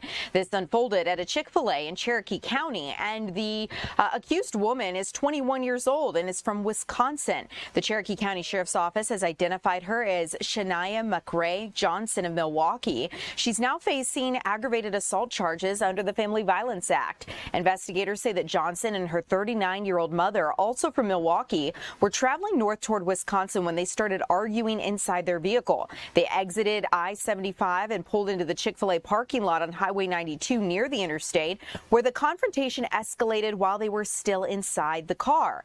According to investigators, Johnson assaulted her mother, who suffered at least 10 stab wounds. Johnson also suffered an injury to her leg during the confrontation. The mother managed to make it inside of the Chick-fil-A, where an off-duty Ackworth police officers helped her until paramedics got there. She was rushed to Wellstar Kennestone Hospital and has since been released. But you're seeing video from this very active scene earlier. Authorities used automated license plate reader data to locate her in Whitfield County. Deputies, Georgia State Patrol troopers, and Dalton police conducted a felony traffic stop about an hour and 15 minutes after the stabbing. Johnson was transported to Hamilton Medical Center in Dalton for treatment of the leg injury she suffered, and she remains hospitalized at the latest update. There were also 2 children traveling inside of the car when all of this was happening. Heartbreaking update in all of this. They are not hurt, but they are now in the custody of the Georgia Division of Family and Children's Services in Whitfield County. The Cherokee County Sheriff's Office does say that the investigation is active and additional charges are possible. We'll continue to keep you updated as we get any new information. In the meantime, a mother is now being charged in the death of her 2-year-old child. Previously, the boyfriend was charged. Let's get into this. The mother of a 2-year-old who died at a Canton home has been arrested. She's now the second person charged in this ongoing death investigation. Canton police say 18-year-old Devora Diaz Perez was taken into custody Thursday evening after detectives interviewed her and continued investigating the child's death at a residence in the 300 block of Cartersville Street. Diaz Perez is charged with 1 count of second-degree murder, 2 counts of second-degree child cruelty to children, and 3 counts of reckless conduct. And she is at the Cherokee County Adult Detention Center. Here's the backstory. Diaz Perez's arrest comes less than 3 weeks after police arrested her live-in boyfriend, 22-year-old Celso Edison Vicente y Vicente, on August 3rd. Vicente y Vicente was charged with malice murder and first-degree cruelty to children in connection to that same child's death. Now, police have not released what happened to the child or what led to the charges against these 2 people. The department said it's withholding information and interviews until this progresses further on. They say criminal cases do remain pending, and they will continue to keep us updated as this continues to move forward. But anyone with any information is urged to contact the Canton Police Department. Let's move out to Sandy Springs, where, like I mentioned, we're getting new information about an illegal after-hours club. Sandy Springs police have been investigating this, and our Eric Perry's been digging in and joins us live. Eric, thanks so much for being here. What can you tell us about this establishment? Yeah, Ariel, so this all started from an initial double shooting that happened last Saturday. This is the Nubia Club. As you can see now, it is closed by Sandy Springs Police Department until further notice here. Here's what we know. Around 5 a.m. Saturday morning, police were called to a shooting here. There was this person laid out here. Thankfully, they were taken to the hospital, and they are expected to be okay. Here's what we know then. The suspect in this case were accidentally shot himself as he was trying to get away. He also taken to the hospital and is expected to be okay. Days later, when they started doing some digging here about this restaurant in Nubia, it is a restaurant lounge type, they realized that they didn't have the authority to sell alcohol. Those 50 to 60 people inside that restaurant, police told me earlier, they were selling bottles of liquor for about $150. Again, they didn't have a liquor license or a pour license or anything like that. In fact, they had bottle girls coming around giving it out. So against the law there, so that's why they came out and shut down this Nubia restaurant, and they have cited and fined the owners here. As far as the shooter, he will be charged with aggravated assault and also gun charges as well. So that double shooting led to a further investigation here in Sandy Springs, and they realized this place should not have been open that late to begin with, Ariel. And here's what I'm working on for 4 o'clock. Within the past 15 minutes, I got dash cam video of officers responding to that initial double shooting. We'll have that for you starting at 4. Eric, looking forward to the further updates here in this story. I find it fascinating that they were able to operate this for a period of time, and then this shooting happens, and now, of course, like you mentioned, police know about it and they know it wasn't legal. So in case you hadn't said, how long had that club been operating? We're still working to figure that part out, but here's the interesting thing. It's on Roswell Road. It's a very busy area. This has been a very busy shopping plaza next to a busy cafe here. So just throughout the day here, we've seen so many people coming in and out. The parking lot absolutely packed. But according to the website, when I looked it up, they open around 9 p.m. So a lot of this kind of will be on the decline or more slower business. So police might not have thought anything about it, but being open to about 4 or 5 o'clock. And one of the victims in this case who was shot was actually on Beaufort Highway around 2 o'clock when that particular bar, I'm told, was shutting down. And then the owners here were over there and said, hey, come to our after-hour spot. It's open till 5 o'clock in the morning. So they make their way over here as well. So a lot of word of mouth happening, but a lot of people knew about it. I mean, 50 to 60 people inside at the time, so they had plenty of witnesses. And then that victim and the suspect and all those witnesses were able to tell police what exactly was going on and the bottles that were being provided or able to be bought here in Port. Never know what's going on right underneath our noses, Eric. I feel like I've driven by this area quite a few times, and you wouldn't think that would be the case. So curious to see what else you find out. Always appreciate the conversation, Eric. Thanks so much for letting us know where this stands. As we continue here at 2 o'clock, you guys, Eric Perry reporting live for us in Sandy Springs. I want to tell you about a 33-year-old man who was killed in what police believe may have been an attempted robbery. So let's talk about it, because this happened early this morning at the Villages at Castleberry Hill apartment complex. And police say this 33-year-old man was shot and killed in southwest Atlanta, where another shooting was reported just a day earlier. The victim was found inside a gray SUV at the Villages at Castleberry Hill. This is on McDaniel Street. Police say this person did not live at the complex. They say an officer was flagged down by a witness around 1:30 a.m. Friday and told them about a shooting in the complex.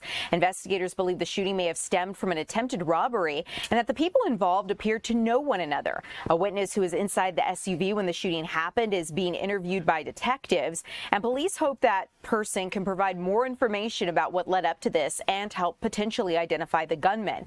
The shooter did run from the scene, according to police. They've not yet released the victim's name or announced any arrests in the case, but this comes a day after gunmen opened fire at the same apartment complex. In that incident, police say 4 vehicles and several unoccupied apartments were struck by gunfire. No injuries were reported, but one resident who's lived at the complex for 9 years says this has really left her shaken. As you might imagine, no one wants to live in a place where they hear gunfire or fear for their safety. So we'll keep you updated as we get any new information from police about this situation. But as of right now, they do believe this man was the victim of an attempted robbery.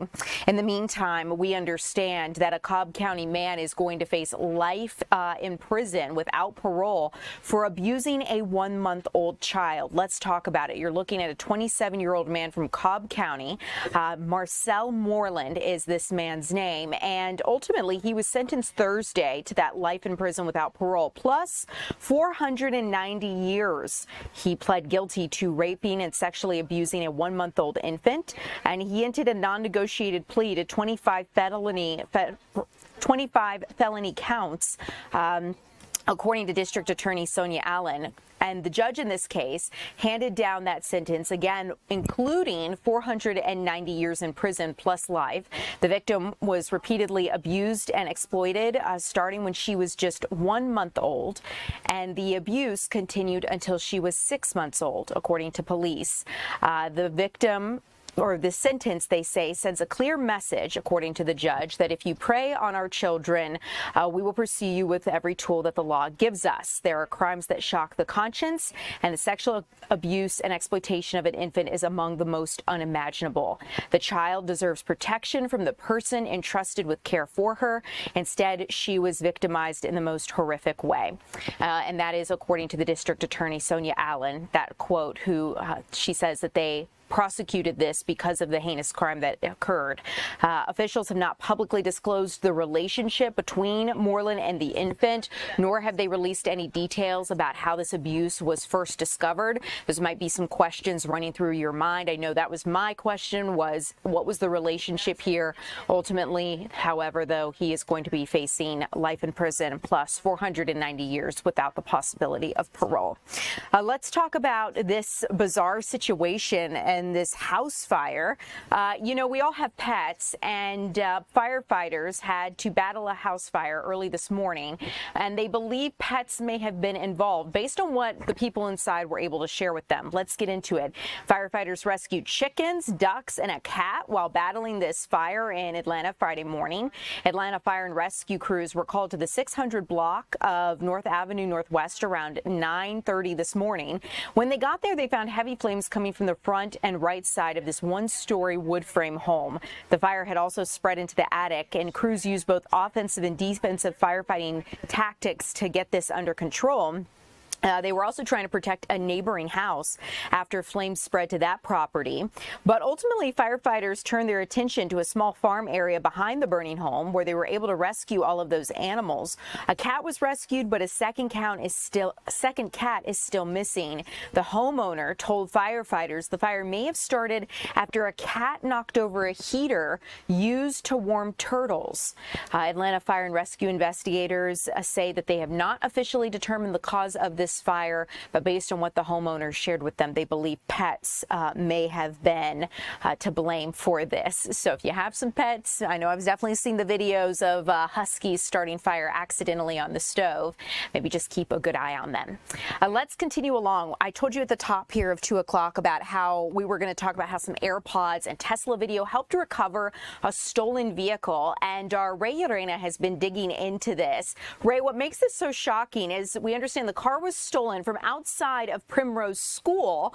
How did this all unfold, and how did the car get back to where it was supposed to go? So let's start from the top then, Ariel, because Forsyth County deputies tell us that this woman, she was dropping off her kid like normal at this daycare just a couple miles from where we are here at headquarters, and she went in there, didn't really think about it. She just left her car running, like according to the incident report, like she normally does, and she left the car running with the keys inside. Well, they allege that Donald Murray, 44 years old, out of Gainesville, they allege that he saw the car running and took off with the car, just got in the car and took off with it. So while all this is happening, the woman realizes that she has her AirPods in the car, and deputies realize that there's no video from outside of the daycare of where this happened. But one of the deputies, they tell us, investigators say, saw that there was a Tesla parked nearby. And that's how they ended up getting their first still image of this alleged car thief. what also helped out deputies, according to investigators, was that they had a pack of AirPods. The woman had left her AirPods in there. So using the AirPods, they kind of tracked it like a beacon, so acted as sort of like a beacon tracking device for her vehicle. Her vehicle was found not far away from where it was stolen, near that daycare. And deputies later arrested the alleged thief, Donald Murray. They said he had left some breadcrumbs after he walked away from the vehicle. They said he left the AirPods, he left the victim's phone, he left the victim's wallet as he walked away from the vehicle in a subdivision that's not too far away from this daycare. I want to play a clip from our interview with investigators of just the unique circumstances that are surrounding this investigation and how investigators were able to solve it. I just know they were able to track it with the AirPods. They did find the vehicle at a nearby subdivision where he had left it. We had the picture of him, so deputies flooded the area and saw him walking down the road. Saw him walking down the road, and because of all this modern technology, Ariel, deputies tell us this is, like I mentioned earlier, this is such a unique situation because they relied on a Tesla like Sentinel mode to be able to get a picture of this alleged car thief. Plus, they were able to use this woman's AirPods to help track down the car's location. As for the suspect in this case, Donald Murray, he's still at the Forsyth County Jail, not too far from where you are standing, and he's been given a bond of more than $23,000, Ariel. Incredible, Ray. I have to say that in today's day and age, with all this technology that we have, I feel like out of all the cars I might take, I feel like a Tesla would be the last one. Just knowing all of the fancy gear that's inside, how it's tied to so many of our personal details, a Tesla or our cell phones. You know, it's not like you're getting some car from the 90s, right, where it's off grid. Well, this is where I got to correct you a little bit, Ariel. The Please car do. That deputies allege that this guy took was a 2008 Buick Enclave, so it was Got an SUV type vehicle, and the Tesla was parked nearby. So because the Tesla was nearby, they were able to get that video from the Tesla. But it just goes to show that deputies, there's always a unique way to solve an investigation, and that's kind of like their why they're sharing the story with us. It just shows the different avenues that investigators think. But of course, they're also telling people, no matter how short you're going to be at a location, please do not leave your engine running with your keys inside. They say that you're just asking for trouble if you do that. Thanks for the clarifying detail, Ray. That was definitely something I missed because I had thought that the Tesla was stolen, but no, it was the Buick Enclave, and it was the Tesla nearby. So just incredible. I feel like not often we get to see these happy endings where we're able to return stolen property in this way. So kudos to investigators at the Forsyth County Sheriff's Office for getting that returned. Glad we have a happy ending here. Ray, thank you so much as always for joining us with the latest information. Always appreciate the conversation, and we'll see you again later this evening. Ray Yorena reporting live for us, you guys, as we continue here at 2 o'clock. Let's talk about what's unfolding in Lumpkin County, because you may have heard that a flock camera was damaged in Lumpkin County, specifically at a park. Well, now after more than 30,000 comments pouring in, we understand that the Lumpkin County Sheriff is changing his tone on flock cameras. This comes after viral backlash. More than 30,000 people commented after he posted a viral defense of the flock safety cameras. Lumpkin County Sheriff Stacey Gerard says he's listened to the criticism and now wants Georgia lawmakers to consider stronger safeguards for the technology. This controversy started after someone destroyed a flock camera license plate reader near Yahula Creek Park. The sheriff's office offered a $1,000 reward for information, and the sheriff posted a video defending the camera as a public safety tool, including its use to alert authorities when registered sex offenders entered the Yahula Creek Park. And he said, quote, "I hope you're happy with this. It was to keep our kids safe," in his original video. "That's what this is about, and you went and done this." Well, Gerard's original video ultimately received tens of thousands of comments, many raising concerns about privacy, surveillance, and how information collected by flock cameras can be used. In a new video that's already drawn more than 2,000 comments, the sheriff says he's paid particular attention to people who respectfully explained their concerns. He said that he's taken heed and listened to what they had to say. And while he's not abandoning his position nor ending Lumpkin County's use of flock cameras, instead, he now wants lawmakers involved in deciding what safeguards should be required in accessing these cameras. He says, where does the data go? Who has control of the data? I'm being told what happens with the data, but we do need more safeguards in motion. And Stacey Gerard, the sheriff there in Lumpkin County, says he plans to contact Georgia legislators and suggest statewide requirements that could include policies, procedures, and regular training or testing for officers authorized to use the system. So this comes again after so many officers here in just the state of Georgia have been found to have misused flock cameras after audits were done of systems. I will say some good news, though. In McDonough, we understand an audit was done and it found no misuse of flock cameras or the reader system. So that is good news. As we continue, let's talk about the latest regarding the Lindsay Clancy trial, because the defense has just rested its case this afternoon. We understand this comes after quite a few days of testimony from both sides.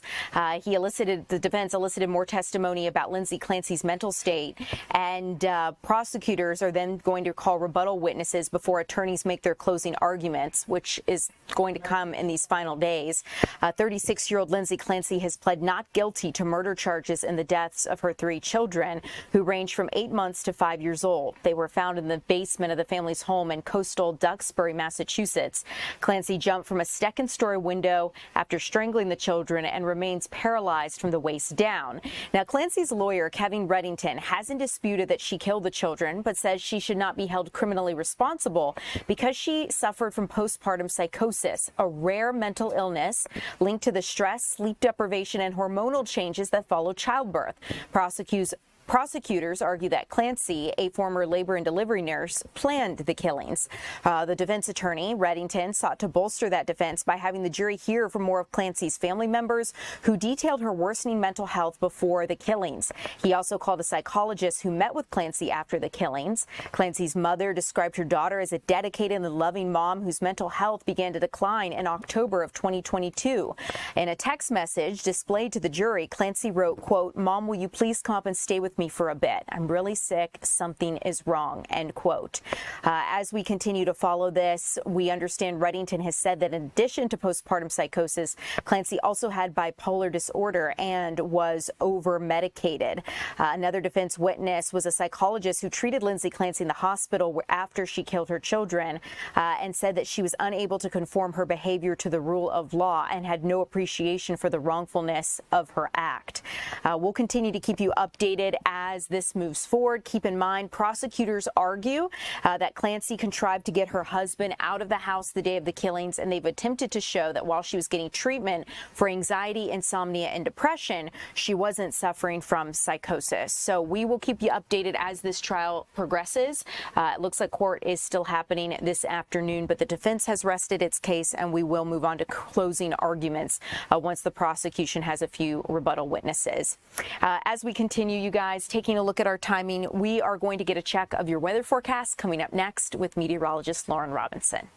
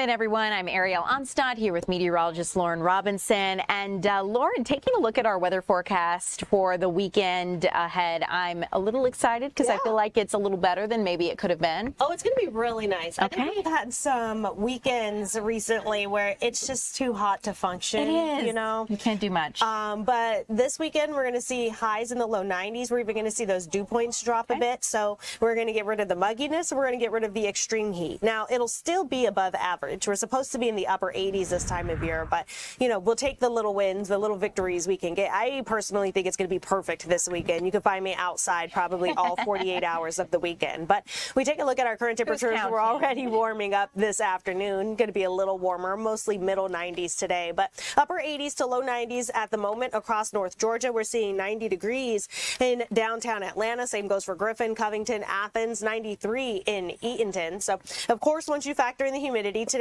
is going to be a bit muggier. So it feels like the middle to upper 90s out there. It feels like 95 degrees in downtown Atlanta, and the same goes for much of North Georgia.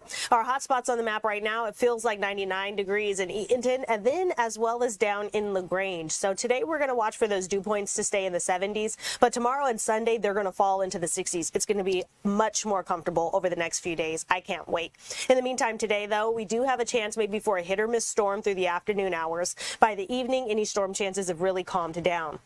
We will be seeing those temperatures in the upper 90s, but this graphic is showing it a tad bit cooler, I think, than what we're expecting. We are expecting, not upper 90s, we're expecting temperatures in the middle 90s today. This is showing upper 80s on our graphic. I think we're going to be a bit warmer than that, especially once you factor in the humidity. But let's go ahead and take a look at our live Viper radar, where we do have severe thunderstorm alerts in the Carolinas. None of them in North Georgia, though. We're looking for the strongest storms to fall east of us. As of now, we're still pretty dry across North Georgia, but as we go through this afternoon, this is what we're expecting. Some very hit or miss storms as we move through the afternoon to early evening hours. If a storm pops up overhead, it's likely going to bring some gusting winds and a quick downpour, but it's not expected to last too long. So if you do have outdoor plans this evening, storm pops up, of course you want to take shelter if there's thunder. If thunder roars, go indoors, but you shouldn't have to be taking shelter for too long. Anything overhead will be pretty brief. As we go into this weekend, though, we're on the cool side of this cool front that's pushing through. So being on the north side of these blue zigzag lines, this frontal boundary, that means we're going to see cooler air and drier air. That's where the temperatures fall into the low 90s. That's where our dew points fall into the 60s. We enjoy that Saturday and again on Sunday. So we have a couple beautiful days packed in before we start to get some very slight storm chances returning to the forecast next Monday and into the next work week. Now, as we take a look at those storm chances today, again, the stronger storms we're expecting in the Carolinas, but maybe southern and eastern portions of our viewing area. Later today, maybe if a storm pops up, we could see some winds gust above 60 miles per hour. We could see some of those downpours maybe lead to some localized flooding, and we will be watching for lots of lightning and thunder. But again, that's going to be east and south of Metro Atlanta. I think even in these green areas, most of your storms will be pretty run-of-the-mill. So we're looking for those temperatures in the middle 90s today. Very isolated hit or miss storms this afternoon. We clear out late tonight. A beautiful weekend in store. And then as we go into the next work week, those temperatures will actually be near seasonal, upper 80s to low 90s. That's closer to where we should be this time of year. But with those more seasonal temperatures, we will be looking for increased storm chances through the middle of next week. Lauren, thank you as always for the update. I'm not mad at this weekend. I'm definitely looking forward to spending some time outside. Fast forward. Yes, I know. Are we there yet? Are we there yet? Well, Lauren, thank you. Guys, let's get a check of our midterm elections and what is upcoming, because Republicans are at risk of losing control of Congress in November. Let's talk about why. We're 74 days until Election Day, and campaigning is about to ramp up. I know you're probably sick of the political ads and all that it entails, but it's about to get worse before it gets better. President Trump is keeping an optimistic front when it comes to the midterm elections, but the reality is Republicans are at risk here. With 6 races too close to predict, Fox News has the race for the Senate as a toss-up. Democrats Democrats are on pace to take control of the House as long as they win more than a handful of 16 competitive seats. Some races are running tight. President Trump is hitting the campaign trail and also tapping into his personal super PAC to help vulnerable Republicans. A war chest Politico puts at $400 million.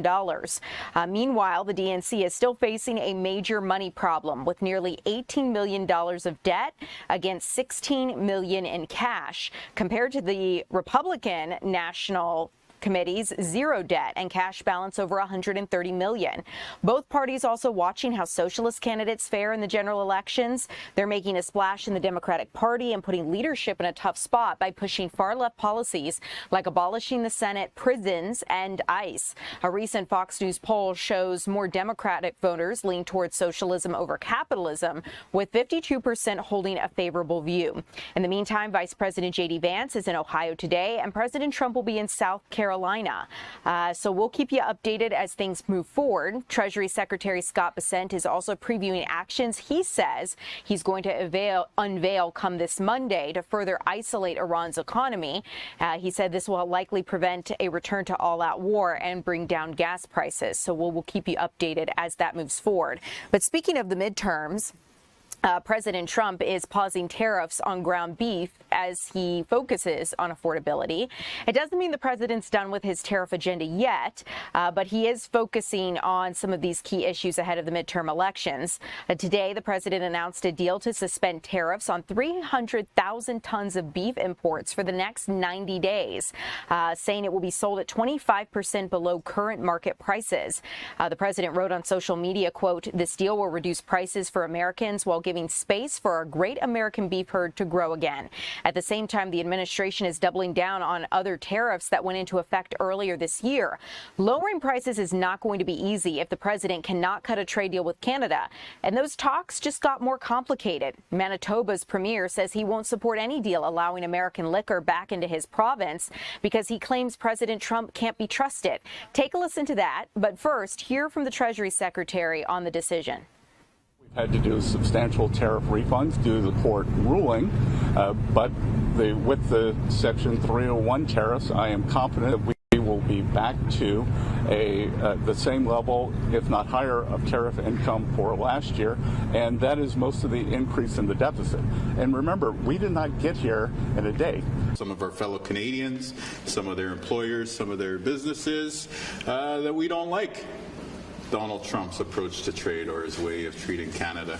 You know, very wise people have said you can't get a good deal with a bad person. And I think that rule applies here. I mean, you know, President Trump is the reason we're all paying so much at the gas pump right now because of his misguided war in Iran. And I could go on and on and on about the Epstein files, and you know that I will. So understanding how Canada, some leaders in Canada feel, kind of gives you an understanding as to how overall Canada might approach this trade deal. Market access for American liquor is a major sticking point in the ongoing negotiations. Liquor sales have been down here in the United States as younger generations have been drinking less alcohol. Canada's trade minister says Thursday the two sides are close to a deal, and if no deal is reached, 50% tariffs on Canadian goods are set to take effect midnight Saturday. So we will keep you updated.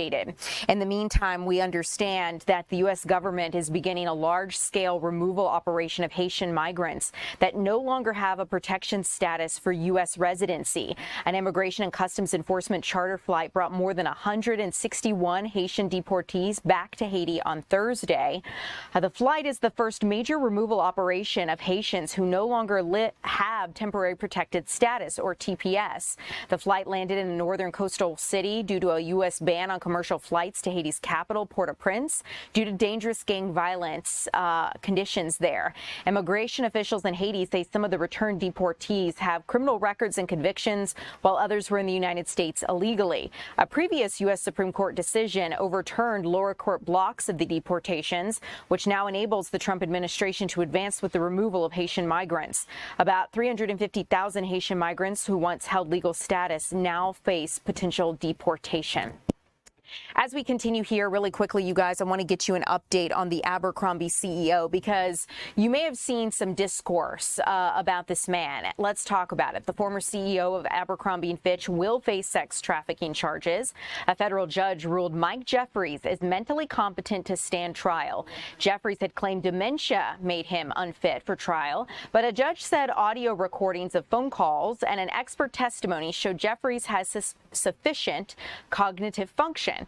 Jeffries is accused of sexually abusing male models and was arrested in 2024 and charged with running an international sex trafficking ring while he was Abercrombie's CEO. That trial is set to begin in October, and of course, we will keep you updated right here on Fox Local. As we continue at 2 o'clock, you guys, coming up, we are going to get a check of the drama surrounding the mayor in Stockbridge, what ultimately came out after a hearing last night, and we're going to preview some new technology that a company has been developing to prevent active shootings, violence in your neighborhoods, and situations like that coming up.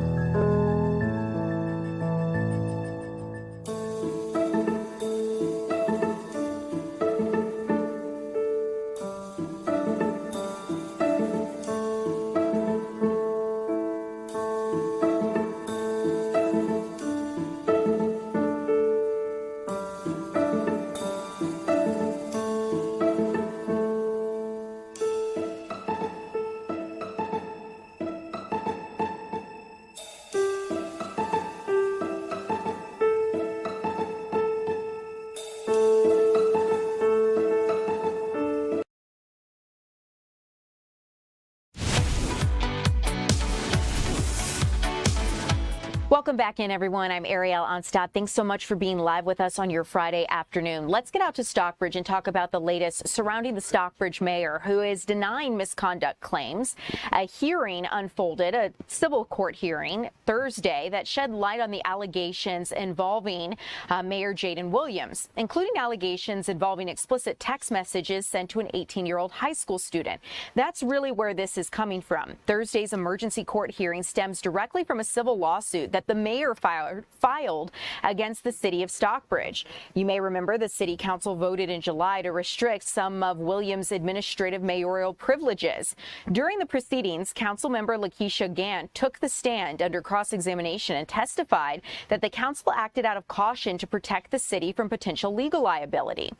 We were able to see as well or listen to Williams' attorneys who pushed to disqualify Gant from the case, believing she was biased against the mayor. She testified, however, to fight that claim and explain why she was taking the actions she felt she should.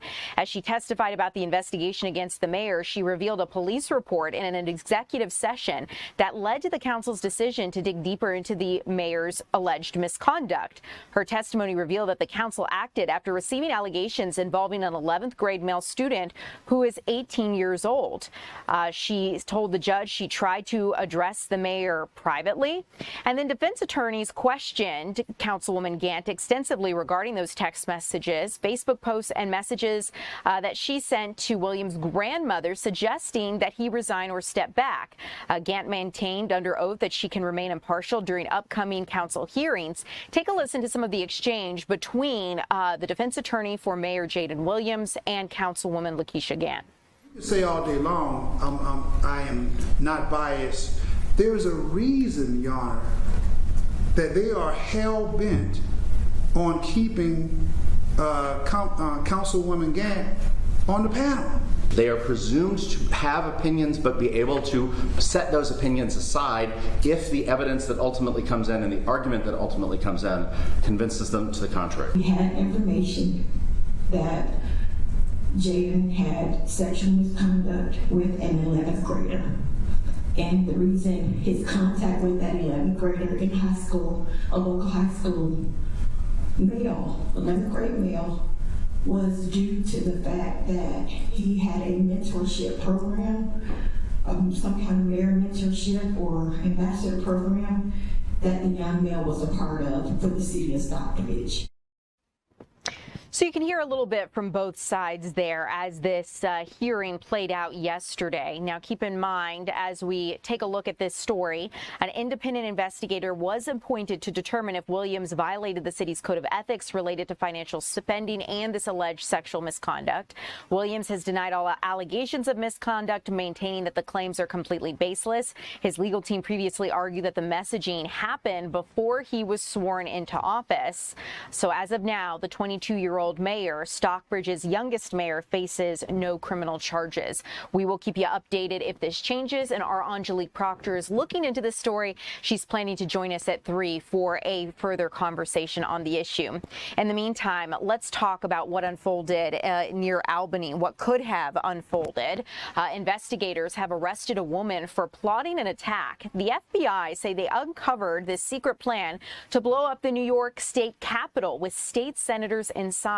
According to investigators, the plan was inspired by ISIS. The FBI stopped this chilling plot and arrested Jessica Bowie Wednesday. She's an American woman who allegedly pledged allegiance to ISIS and celebrated the 9/11 terror attacks. According to investigators, she's 35 years old and planned to hide explosives in a DoorDash bag and then blow up the Capitol while state senators were working inside. Jessica Bowie allegedly converted to Islam 5 years ago and changed her name. The investigation found she started planning out the attack in July, even buying bomb-making supplies at the local Home Depot and working with those who she didn't realize were FBI informants. According to a federal complaint, she told one informant that blowing up non-Muslims is beautiful.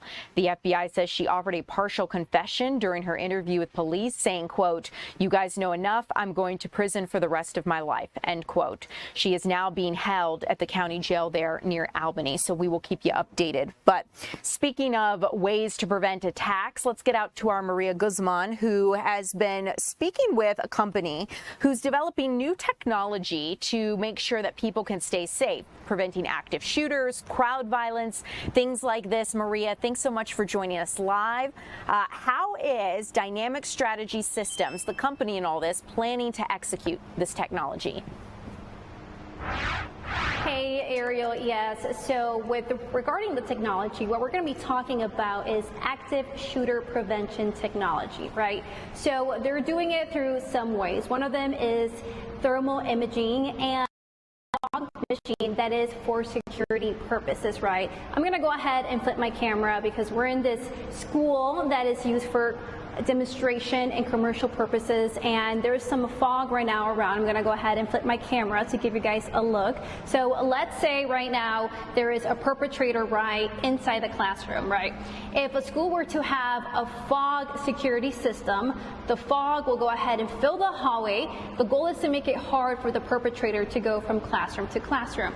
Here I have Casey, who is with the company. And Casey, you have a drone that if it's flying in the hallway, it can actually detect the perpetrator because it's hard to see the fog. So walk me through how that drone can play a key role in locating the perpetrator. Right, so in this camera system that we have mounted to the drone, you can actually see on this screen here, the drone will actually follow the perpetrator, and you could clearly see the perpetrator down the hallway via our camera system. Got it. So right now we do have someone, for example, that's walking down the hallway, and I want you to point the camera to him so we can have an idea of what we see in the camera right there. So that is what our responding law enforcement will be able to see if there is a perpetrator. Now, I know the fog here plays a critical role. If a school were to implement this, how will it work? Where would the fog be? So the fog generators will be on the top of the ceiling, and it'll be all the way down the hallway, in every hallway. So if there was a perpetrator at the door, the fog will already be releasing. So the perpetrator, if he ever makes it inside the building, he won't be able to see once he gets in. Our security police officers or whoever's using this type of equipment will be able to see the perpetrator and apprehend the perpetrator at that time. So the key is to already have the fog going on even before the perpetrator enters that door into the school. Yeah, it'll be quite hard for him to see. You know, if you could envision trying to get in this door and holding one of these security cameras or thermal imaging cameras, it'll be quite hard to do. Now, what really led you to develop a system like this where law enforcement could use fog as a security system? So after Sandy Hook, that kind of touched me. So what I did was try to develop the solution, and we have other parameters to stop the active shooter. This is just one of the things that we do to stop the active shooter. Got it. And I know we talked about the drone, but you also have gear on your helmet that also can see the perpetrator. So tell me about that as well. So normally in this helmet we'll have thermal imaging. You could actually mount thermal imaging onto your rail system, and you could actually see still down the hallway as you're apprehending or you're trying to view where the perpetrator is. And you'll also have thermal imaging on your drone, so you can send your drone off and you'll be able to see the perpetrator. Gotcha. And let's just go ahead and give it one more look as we have there our so-called perpetrator for this case walking back and forth, and you're actually able to see him, a silhouette of him, and that is all through thermal imaging. So I'll send things back to you for the next one. We're actually gonna put some more fog so you guys can see the full vision and talk more about thermal imaging. This has been such a cool thing to witness, Maria. I love being able to see what he's working with on his radar, if you will, and then how the fog plays a role. And we got some people chiming here on TikTok, YouTube, commenting about this stuff. So looking forward to seeing the next demonstration coming up at 3 o'clock. Maria Guzman, thank you. As we continue here at 2, Maria will be joining us again later. If you're just now joining the live stream and wondering what that was all about, there is a company called Dynamic Strategy Systems that's working on technology to prevent active shooters in schools, and also some tech regarding crowd violence and a platform where neighbors can report credible public safety concerns. Maria was focusing on the active shooter aspect in schools today, so she will join us with an update again coming up at 3. In the meantime, I do want to let you know an effort is underway to bring down gas prices from the standpoint that the Trump administration says it's ending summer blend gasoline requirements in an attempt to lower prices at the pump. This is a temporary emergency fuel waiver, and it was issued Thursday. It's expected to increase the U.S. gas supply and bring down prices because the EPA waivers allow the sale of E10 gasoline blended with 10% ethanol starting September 1st, 2 weeks earlier than initially planned. The administration expects to increase the domestic gas supply by hundreds of thousands of barrels daily based on this. As we continue as well, I want to let you know that SpaceX is again trying to launch satellites from Cape Canaveral in Florida. They successfully launched another batch a day after being scrubbed. It was all systems go Friday for the Falcon 9 rocket from Space Force Station. It's the 30th flight for the first stage booster supporting this mission, adding another 29 broadband internet satellites to the company's low Earth orbit mega constellation. That's a mouthful, but basically we're trying to get faster internet here as part of this. After stage separation, the Falcon 9 rocket came back to Earth, landing on the drone ship, a shortfall of Gravitas. That's the name of that ship. It's stationed in the Atlantic Ocean off the coast of South Carolina. Thursday's launch was aborted 30 seconds into countdown. SpaceX did not provide a reason for why that happened, but it successfully took off this afternoon, or today, Friday, earlier today. As we continue here, you guys, I'm taking a look through your comments, seeing seeing if there's anything you guys want us to touch on at 2 o'clock. As always, you're a part of the conversation. Appreciate our community here as you chime in and let us know what you want to see. Coming up next, we are going to take you out to Kennesaw. Our Chris Rosenthal introducing us to square dancing, but with a modern twist, maybe a little Bridgerton, if you will. That's a little Regency period, a little behind what we're about to experience. But I'm going to make that comparison when I chat with Chris, because we're seeing new and old come together. Fun activity for the family. We're going to talk about it coming up.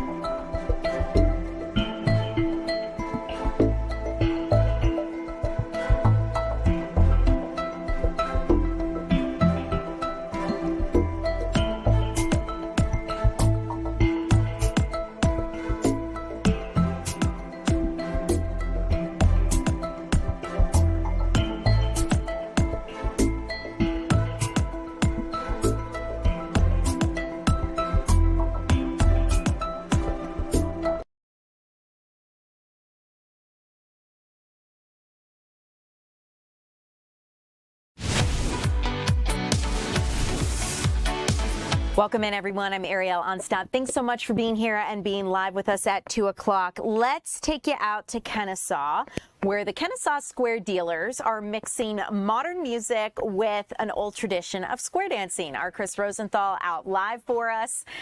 Chris, it seems, I'm looking at his shot. Hold on, let's see if he'll be good to go. It looks like it might be, can we hear Chris? Okay, Chris, I feel like I hear you. Your shot is frozen, but maybe once you move around, we will see you. I want to see if we can, let's see. Live TV, is it going to work out for us? Yes, Chris, I see movement in your shot. You're a little blurry, but we can hear you, and I'm going to guess it's going to improve. So take it away. Do you have your dancey shoes on? What's going on? I got my dancing shoes on here. Yeah, I'm in Kennesaw here with the Kennesaw Square dealers. They've been around for about 50 years now, but they're continuing a tradition of square dancing here. You know, you look around this room, there are really people from all ages, from the age of 93 all the way down to 31. They even have a member that's 13 years old. They're actually dancing and listening to Earth, Wind, and Fire, September, but they danced a little bit earlier. They even had some Billie Eilish that they're dancing to. And Sean here, he's making the call here. And Sean, let's have a little talk about square dancing here. So he's going to tell us a little bit more about it here. And so Sean Butler, square dance caller extraordinaire. So tell me a little bit about, first of all, square dancing. I mean, what is this for the people who don't know? Yeah, square dancing, Chris, I like to call it team dancing because you're working as a group of 8 for couples, right? You're working and you're moving to great music. You're listening to the calls from the caller. So I'm the caller, right? So think of me as Simon in a Simon Says game, right? The old kids game, right? So they can't do anything without me giving them the calls, right? And they learn the calls in class and they move in their nice sequences. I try to put the puzzle pieces back together. And while you're doing it, you're exercising. You don't even realize it. And you're also getting mental exercise as well. Yeah, and this is not just something we sometimes think about maybe for seniors, but you guys are really attracting people of all ages here, huh? Absolutely, and the great thing, one of the many beautiful things about square dancing is that in our club here, Kennesaw Square Dealers, we have a freshman in high school, and we also have a Korean War veteran, and that's Walter Cherry right there. Walter, maybe you can turn around. and we have everyone in between. So, whether you're in high school, senior, retired, anyone in between, come on over. You don't need a partner, right? You can come, we'll pair you up, and we'll have fun that way. And we actually have a free open house coming up on September 3rd, right here at the Ben Robertson Center from 7 to 9 p.m. Absolutely, and you have an event tonight, so you guys have a dance. People come on out and watch for free, but then for a small fee, they can dance and join us along. Absolutely, yeah. We're dancing right here at the Ben Robertson Center tonight, 7 to 9. Come see what it's all about. It's fun. You're going to hear music you probably don't think you're going to hear, right? You just heard September, Earth, Wind, and Fire. We have music from all genres, all eras, right up until today, where, like, so folks, Billie Eilish, you might not believe would be a square dance music we dance to, Lady Gaga, Maroon 5, artists like that. So from way back when up until today, square dancing has definitely evolved with the times. Something to attract all generations. Why don't you take us out here? Absolutely. And we'll do a little John Denver that I think people have probably heard this one over the years, so a little bit of everything, right? Circle left, almost heaven, West Virginia, Blue Ridge Mountain, Shenandoah River, men star right. Chris, how cute is this? Do-si-do-ing. Oh, yeah. Take me home to the flames. We've got people here in the Fox 5 newsroom bopping along, tapping our toes, pumping our fists. Man, it makes me want to get off this desk and come stretch my legs and square dance. Chris Rosenthal, thank you for introducing us. Plenty of opportunities. Yeah, I'm sure. Thanks for introducing us to the Kennesaw Square Dealers. I will let you get back to it, and we will see you again here upcoming at 3. Guys, I'm Ariel Onstott. Thanks so much for being live with us. Tom Haynes is getting ready to join you for 3 o'clock. We have more news to come, so don't go anywhere.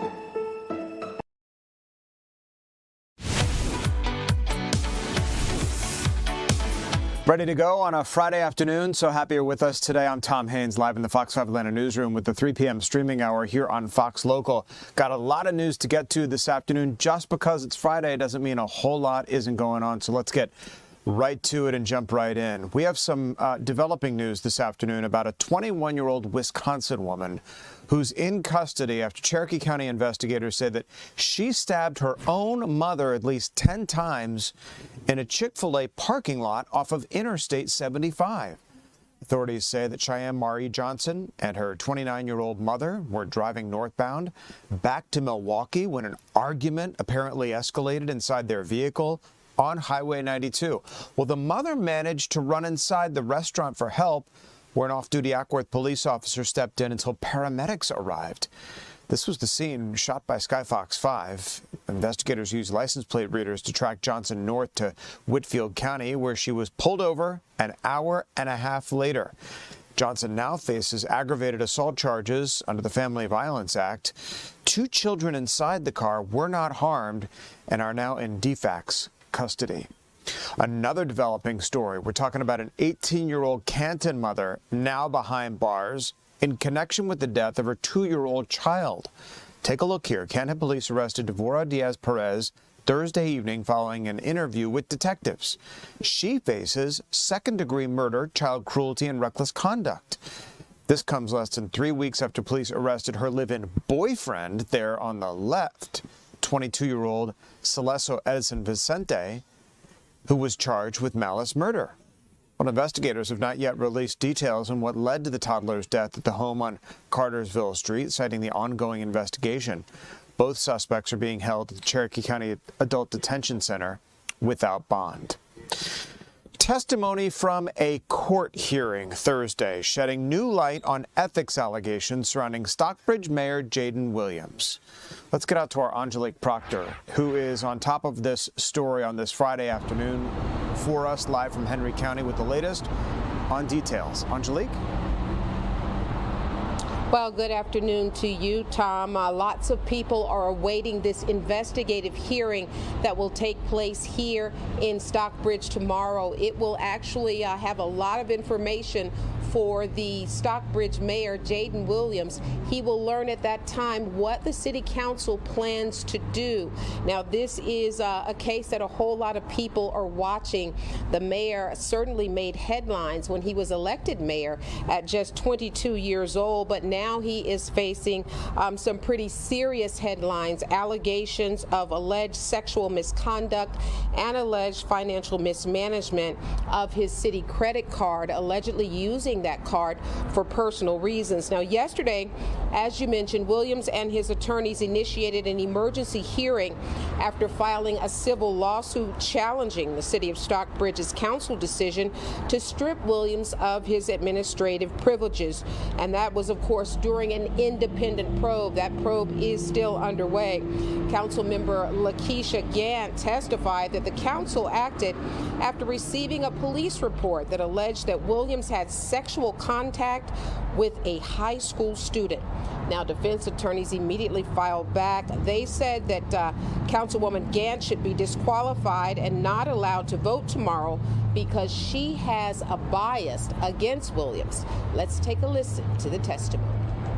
That information that Jaden had sexual misconduct with an 11th grader. And the reason his contact with that 11th grader in high school, a local high school male, 11th grade male, was due to the fact that he had a mentorship program, some kind of mayor mentorship or ambassador program that the young male was a part of for the city of Stockbridge. She said, you need to have him resign. We have what we need against him. We don't want to hurt him, but he needs to resign.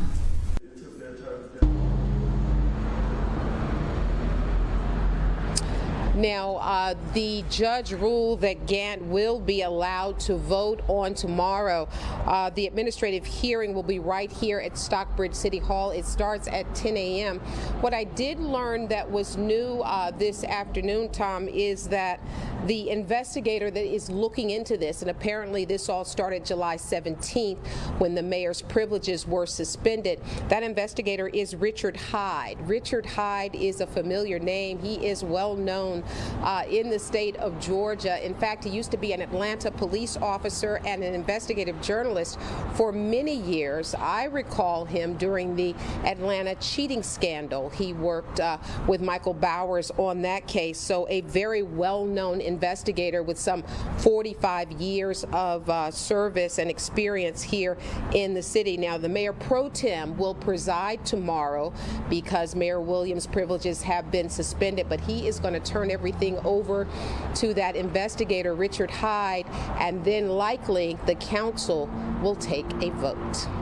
What a turn of events, Angelique. I mean, you had this young man who we showed video of sitting right here in the Fox 5 studios in advance of his election to mayor of Stockbridge with so much political hope and aspirations.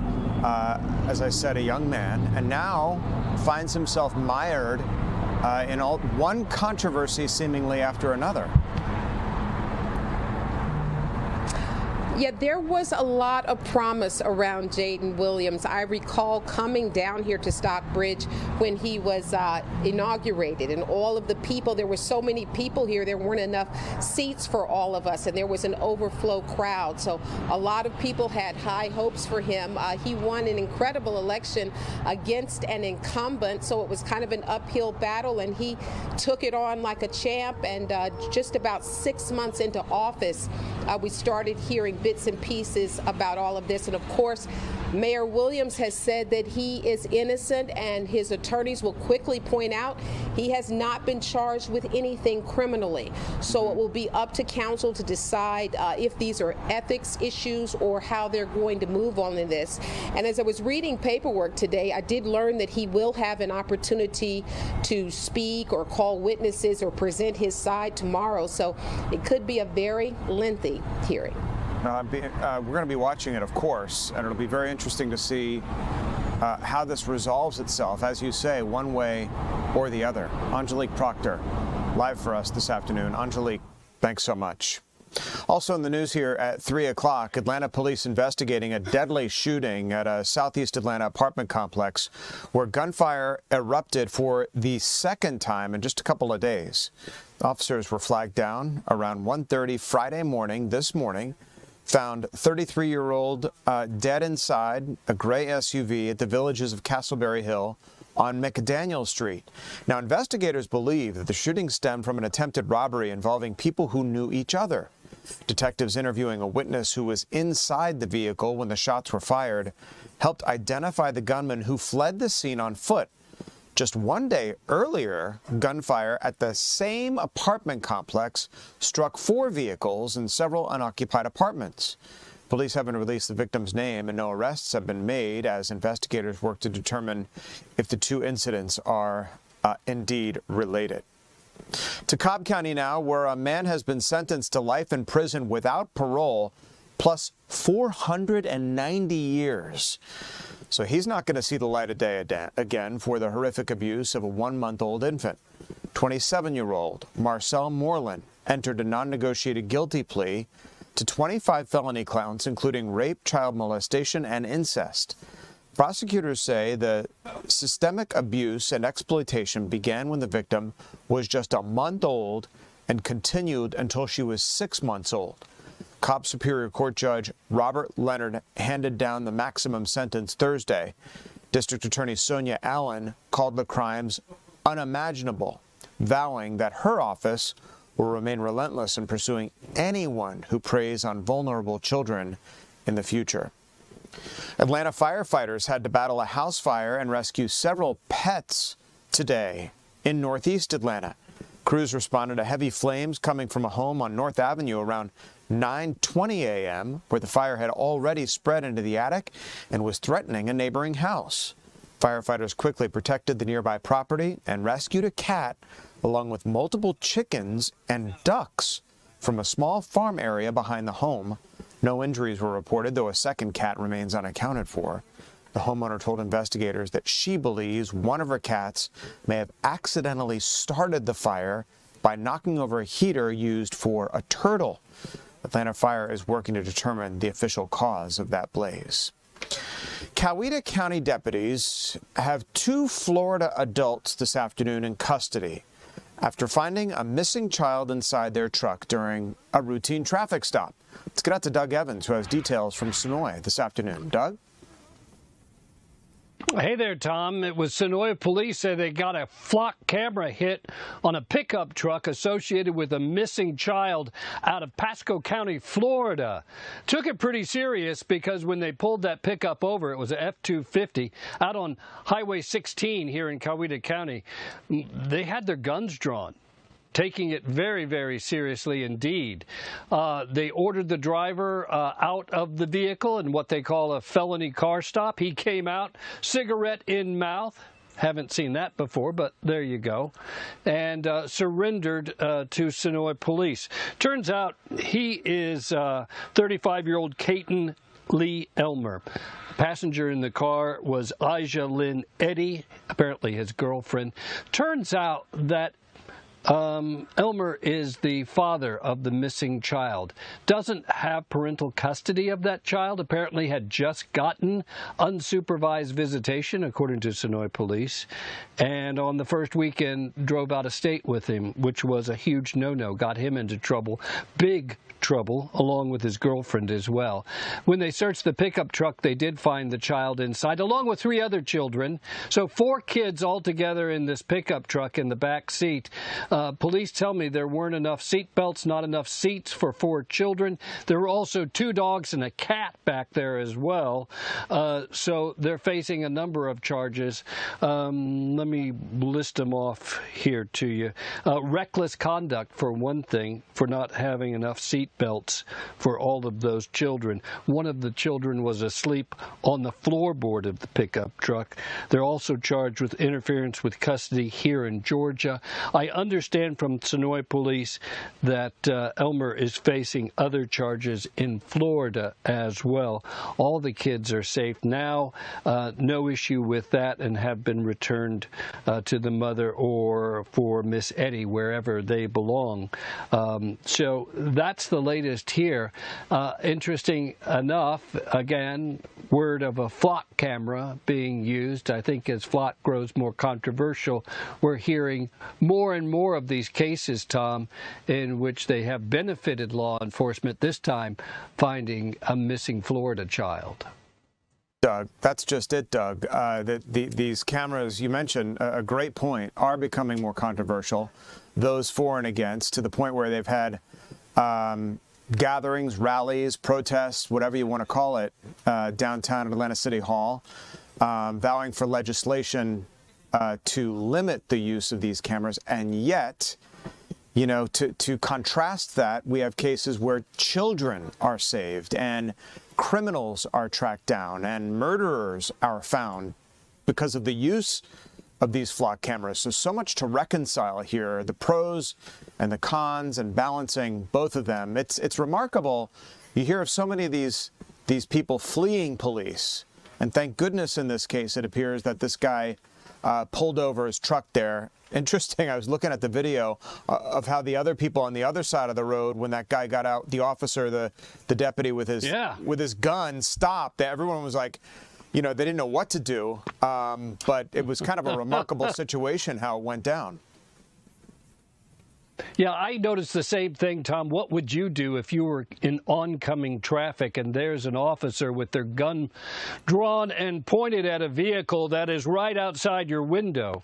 I'm not sure. I guess the best thing to do is to pull off the road and stay as far away from that situation as possible. So it did create quite a scene. It was 5 o'clock on a Friday too, Tom. So that's a busy road on a Friday afternoon. So very interesting. Yeah, this flock thing is going to be interesting, Tom. It used to be that police did not really talk about all the great cases they were making with Flock because they didn't want the bad guys to know that that's how they were on to him and stuff like that. But as we've seen here, as these cases become more, as the issue becomes more controversial, as you said, and as these cases come up with a missing child now, you see the benefits of it as well. Do the benefits outweigh the supposed violation of civil liberties and things like that? I guess that's what politicians are going to be debating over the next couple of years. I'm going to ask you probably an unfair question. You can throw it right back at me. You don't have to answer. But is the feeling, do you think, Doug, since you have such great perspective about flock cameras, do you think jurisdictional? In other words, do some people feel about them in the burbs and other places perhaps differently than people in metropolitan areas feel about them? In other words, are certain places, as it relates to flock camera, noisier than others? Yeah, and that's a really good question and not an unfair one at all. Here in the suburbs of Metro Atlanta, I think you have people that are just as outspoken as in the city of Atlanta and joining protests there as well. They're mostly on social media. Does that represent the overwhelming viewpoint of the residents, the law-abiding people who don't really care about their license plate being read?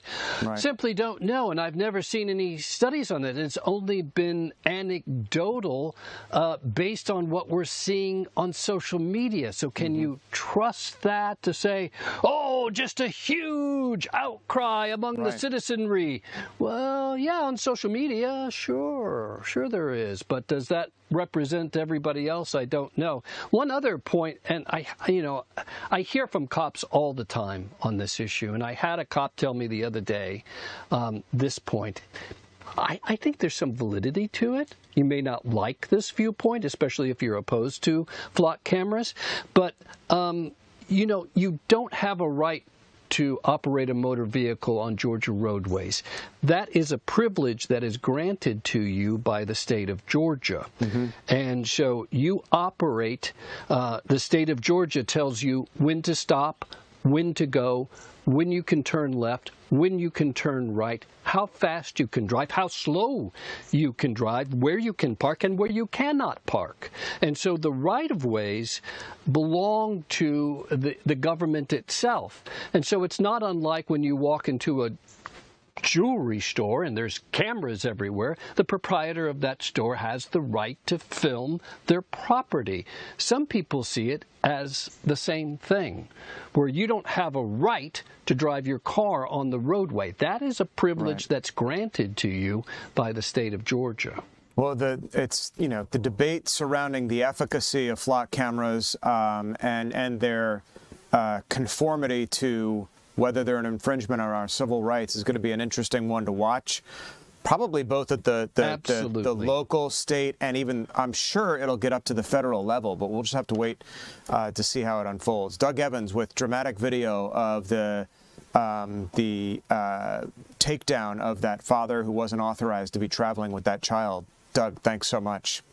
Also, as we continue here at 3, as we cover a lot of ground this afternoon on this Friday, Lumpkin County Sheriff Stacey Gerard shifting his tone now on flock safety cameras following a massive viral backlash. The controversy began after somebody destroyed a license plate reader near Yahula Creek Park, prompting Gerard to post a video defending the system as a public safety tool to protect children from sex offenders. That video drew more than 30,000 comments. You know, Doug Evans was just talking about the social media aspect of this, and this is how it's manifesting. Gerard says he was headed that heeded that criticism and plans to contact Georgia legislators to advocate for stronger statewide safeguards, mandatory policies, and officer training. His shift comes amid several high-profile misuse investigations in Georgia, including recent arrests of officers in Albany and Dallas for improperly accessing flock data. Want to talk about the midterms. With just over 2 months until Election Day, Democrats, Republicans locked in a tight battle for control over Congress. Georgia, one of those battlegrounds, with the United States Senate seat in play. Incumbent Jon Ossoff defending his seat against Mike Collins. Political forecasters consider the Senate now a toss-up, while Democrats look to gain ground in a handful of crucial House seats. The president is hitting the campaign trail, tapping into his super PAC war chest to boost vulnerable Republicans. However, the DNC continues to face financial hurdles, carried by $18 million in debt compared to the RNC's cash balance of $130 million. Meanwhile, lawmakers on both sides of the aisle are eyeing economic challenges at home, including rising borrowing costs and fluctuating gas prices, not to mention the situation overseas as it relates to Iran and the toll that is taking on oil prices, which directly hit us in the pockets. The president is talking about tariffs and is pausing tariffs on ground beef as he focuses on affordability, but that doesn't mean he's through with his tariff agenda quite yet. As the tariff war heats up, the president is focusing on affordability ahead of the midterm elections. On Friday, he announced a deal to suspend tariffs on 300,000 tons of beef imports for the next 90 days, saying it will be sold at 25% below current market prices. He wrote on social media, quote, "This deal will reduce prices for Americans while giving space for our great American beef herd to grow again." At the same time, the administration is doubling down on other tariffs that went into effect earlier this year. We've had to do substantial tariff refunds due to the court ruling, but with the Section 301 tariffs, I am confident that we will be back to the same level, if not higher, of tariff income for last year, and that is most of the increase in the deficit. And remember, we did not get here in a day. Some of our fellow Canadians, some of their employers, some of their businesses that we don't like Donald Trump's approach to trade or his way of treating Canada. You know, very wise people have said you can't get a good deal with a bad person. And I think that rule applies here. I mean, you know, President Trump is the reason we're all paying so much at the gas pump right now because of his misguided war in Iran. And I could go on and on and on about the Epstein files, and you know that I will. All right, so that one Canadian minister there was upset by the way the president is handling the tariff situation. I want to say, and I could be wrong, so don't put it down on the record, but that was the same premier who took out an ad several months ago against President Trump and the tariffs, throwing tariff talks with Canada into a ringer. The Canadian Prime Minister had to bail out the situation, saying that that premier didn't speak for the whole country, and try to reset the negotiating process with the president. So it's a very delicate and precarious process as it relates to tariffs and the United States. The president advocates for tariffs because he says that it protects our trade relationships with other countries, and ultimately, even though it might be short-term pain, protects the American consumer as well. When we come back, we're going to talk about the weather. We are at the end of the work week. We're knocking on the door of the weekend. We've had our ups and downs of heat, right? And we've had little teases of cool mornings. Marquise Mita is standing off in the wings with the Fox 5 Storm Team, going to tell us how the weather's going to be into the weekend when we come back.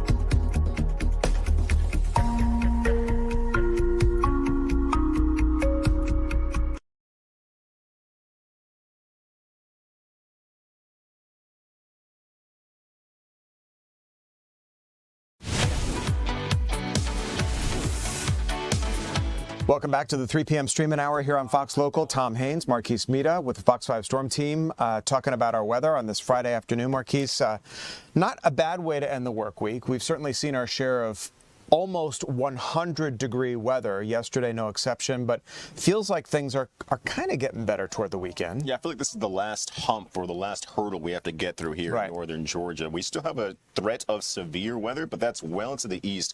Going to take you guys out to Augusta, Georgia right now, where rolling in from the west, we have seen severe storms already today. This is one of our tower cam networks in which we're watching, timing out the chance for strong and severe weather well outside of the metro. So taking you guys out towards Augusta right now. Looks like Evans in Columbia County. You guys have the severe thunderstorm warning going all the way till 3:30, likely going to be renewed. But what we've seen, heavy rain showers, 2.5 to nearly 3 inches already stacking up. That's just over the last 3 to 6 hours. And we've seen some hail too, hailstones falling at a diameter size of about 1/2 inch. Ultimately, the big overall picture does show for that line of storms across eastern Georgia to continue to progress eastward and through the Carolinas as well. Here's another severe thunderstorm warning for Wilkinson, Georgia. Going to be active until about 3:45, in which we'll keep our eyes on that system there, continuing to push towards the south. So if you're in McIntyre, looks like this is heading your direction in about 4 minutes. Irvington, about half an hour. This will be knocking on your front doorstep too. And these include hail as well, about 1/2 inch in diameter, or maybe closer to 1 inch out towards Sandersville, in which we've seen significant rain. 1 to 3 inches is what we're totaling over the last 3 hours. So big overall picture. These showers are well past the metro. Great news there, because across the metro, it's a different picture painted by Mother Nature. You've seen partly cloudy skies, if not mostly clear conditions throughout the afternoon. But with the eastward advancement of that front, that's where we'll see the better threat for severe thunderstorms, in which we can see large hail, also frequent lightning, of course, and you can't forget about those strong and damaging wind gusts. Here's a better look at that frontal boundary on satellite and radar. Severe thunderstorm watches across the Carolinas do exist, some of those spilling into Georgia on our eastern side, but temperature-wise, we're not doing too bad. 92 in Atlanta, 91 in Covington. 8 and 10, you guys stick out like a sore thumb as your temperatures are back in the mid-70s. A rain-cooled 75 degrees out that direction. Otherwise, the closer to the metro you go, the warmer conditions are. Small chances for rain do exist as we progress throughout the afternoon and into the early evening. But overall, I do think that if you're going out for a night on the town, rain chances will be rather minuscule tonight as we wrap up your Friday. Hour-by-hour forecast did show the chance for that front to bring some storms into the metro, but ultimately the further into the evening we go, the farther out towards the east, these will continue to push. So that's great news for us. Not so much if you live in the Carolinas there. Saturday's forecast will start off with mostly clear conditions. We'll see a couple clouds here and there. Rain chances remain quite small over the course of the weekend, so not too much to worry about there. Here's a look at the next 7 days altogether. Overall, it's a 40% chance for showers. Saturday and Sunday look great. Tom, I think you're going to love this. Temperatures will finally... You got my 80s. Dipping down to the upper 80s, yes. You delivered. Some big changes coming your way. You know, you ask in our Fox 5 Storm Ask and team, I shall deliver. receive, right? Nice to see those 80s. So hopefully we're done with the triple digits, Marquise. I think that as we wrap up the month of August, our chances are fading. But I will say, as the temperatures get cooler, the better chance for rain showers and storms will be coming our way. Yeah, always could use a little bit of rain, because we went through kind of a little bit of a dry period there. Indeed. Looks like that's going to ramp right back up. Saturday and Sunday, not too bad, though. And at this point, that's all we care about. Here we go. Marquise, thanks so much. Want to talk about some severe storms leaving a path of destruction behind. Take a look at this video. I want to show it to you right now. Staying on the topic of weather, from Hawaii really to New York, severe storms left behind a trail of destruction over the last 2 weeks. Thousands remain without power, and now some states are bracing for even more rain. We're talking about, it's across the country, really. Millions of Americans cleaning up from severe weather, including Hawaii, where thousands remain without power after Hurricane Lala passed through there. And now, another tropical system threatening to drop 15 inches of rain on the Big Island by next week. It's all they need. Officials urging folks low on emergency supplies to restock up to 14 days worth of food and medicine in preparation of yet more severe weather ready to move through. All right, time to talk about all things Atlanta sports right now with a couple of guys that you may have heard of. We're talking about the Water Boys. Trey Montgomery, B. Rich. A ton of people listen to their hit podcast for their take on our hometown teams. Gentlemen, I want to welcome you to the 3 p.m. stream to talk sports. Let's jump right in, talk about our Atlanta Falcons. We got some people kind of hitting the panic button over the QB situation. We got Tua, Michael Penix recovering on the sidelines. Is it worthy to start panicking right now? It's so early in the season. We're barely out of preseason. Well, like you said, it's very early, so it's not exactly time to panic. But I do have my eyes wide open, as you can see here on this camera, paying attention when you have your quarterback come out in preseason game number 1, and he fumbles a snap on the second series. Then you hear things coming out of joint practices with the coach that things haven't been looking the way they should look with Tua. So you still don't have Michael Penix coming back healthy, but I would say don't panic yet. But we are watching. Well, I can say this, man. When I saw the game last week, when we were playing the Broncos, and I seen Tua just out the blue just drop the ball on the second snap, I started panicking then. I started getting worried then. But, hey, I had time to think about it. I had time to calm down. And it's just game 1, guys. So I'll tell you, when I'll push the panic button, when the regular season starts and we're not getting great quarterback play, then I'll start to worry. A couple of things that we're talking about that have been observed, at least. Sloppy execution, turnovers, slow rhythm. Is this the August doldrums or something we need to be worried about headed into the season? Well, I think like this. It's the first-year regime. Think about that. We got a first-year head coach. We got a first-year general manager. Matt Ryan's his first year as president. So, hey, man, we got to expect growing pains. But I do feel good in Matt Ryan. I feel like the organization is going in the right direction, but we have to grow. We have to give the Falcons time to grow.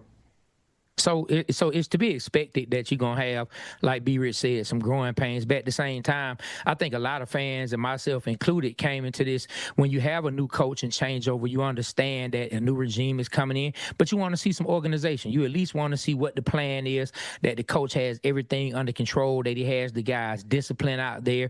And so those are some of the things and some of the mistakes that we saw that were being made in preseason game number 1. And fans, and rightfully so, they aren't feeling what they're seeing. But we'll see how it goes. It's just going into preseason game number 2, which will be tomorrow. So let's see. They still have time to clean things up. All right, let's talk about Kevin Stefanski.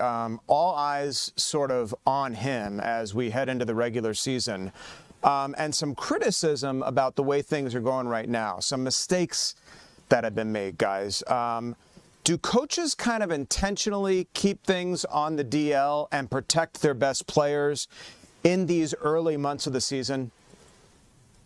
Well, look, I believe, like, from a health standpoint, you'll have coaches that don't let some of their starters play extended minutes because, I mean, we've already had an injury to Jalen Walker.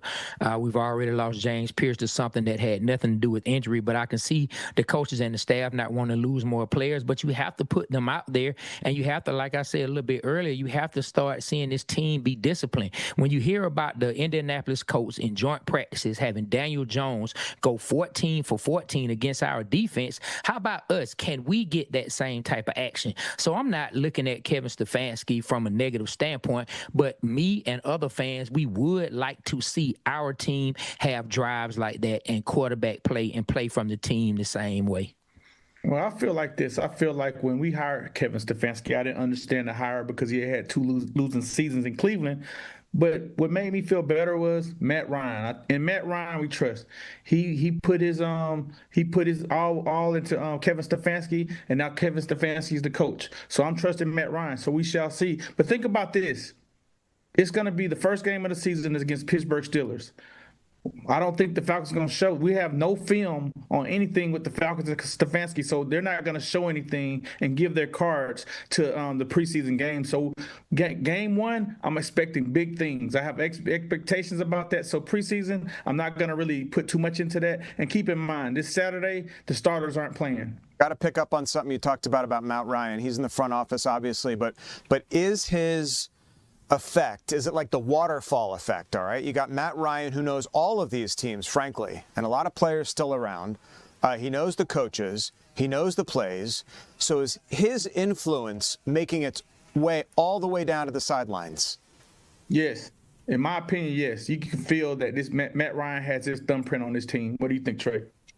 Yeah, I mean, when you hear about Matt Ryan out there on the field, he's throwing with the guys. He's throwing to the receivers. He's seen things firsthand. He's still young and very youthful as far as this position goes, and he has a lot of energy. And I think that energy spills over. It becomes infectious with the rest of the guys. Now, whether or not that will start to translate into wins and losses and everything turned around for the team, time will have to be the revealer of that for us. But I do think Matt Ryan's energy is infectious right now because the guys like, hey, the president down here, if the president down here kicking it, we all about to ball out.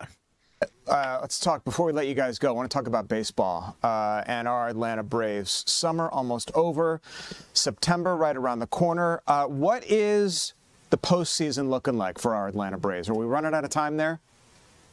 Yeah, well, I feel like the Braves are headed towards the postseason. But look, a little bit earlier, you were talking about the weather. My guy Tom said he wants some of them 80s because it's been real hot. Well, guess what? Same way it's been real hot in August for the state of Georgia, we need these Atlanta Braves to get very hot.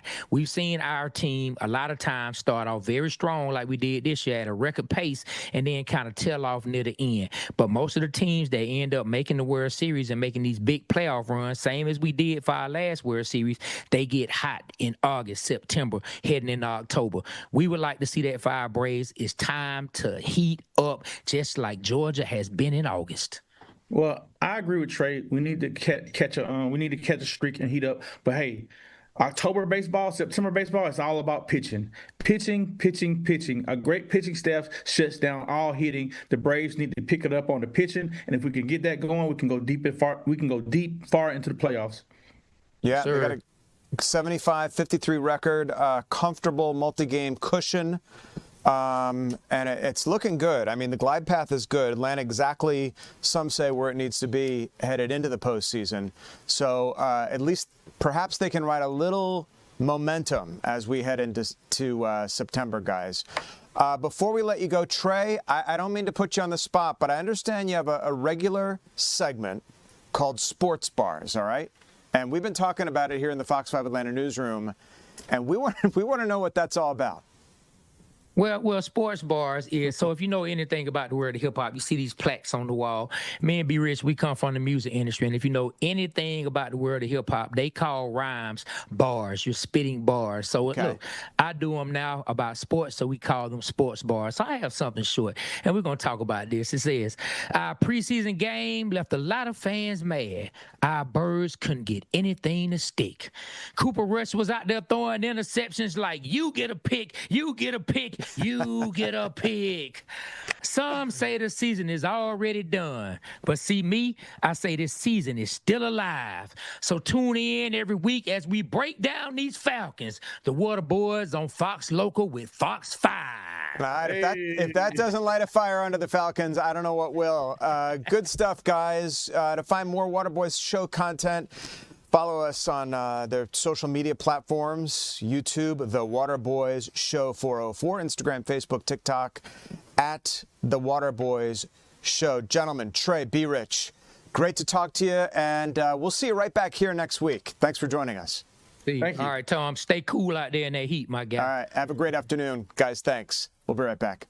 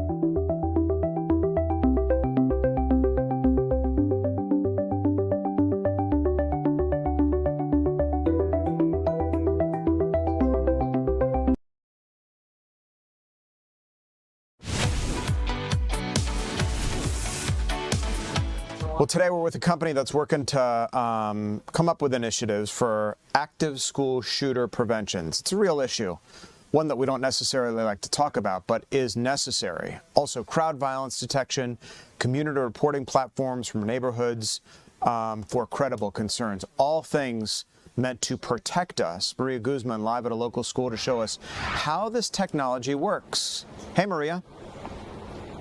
Hey, Tom. We're going to be talking today about active shooter prevention and how the company Dynamic Strategy System is working towards that. So you might see that it's a bit foggy here, and that's because they're using security fog and thermal imaging to keep students safe in this scenario. So I'm going to set the scene for you, right? Let's say we have a perpetrator that is arriving to campus, and this school has a security fog, and it's going to very challenging here for the perpetrator to go from classroom to classroom. I'm going to go ahead and flip my camera and also introduce you to the founder here. I have Casey, and Casey here is in full gear. So Casey, just go ahead and let's open those doors to show you people how foggy it is. So you can see it's very hard to really notice where you're going. However, Casey has thermal imaging. So talk to me about the equipment that you have, because you're able to see where the perpetrator is. Not able.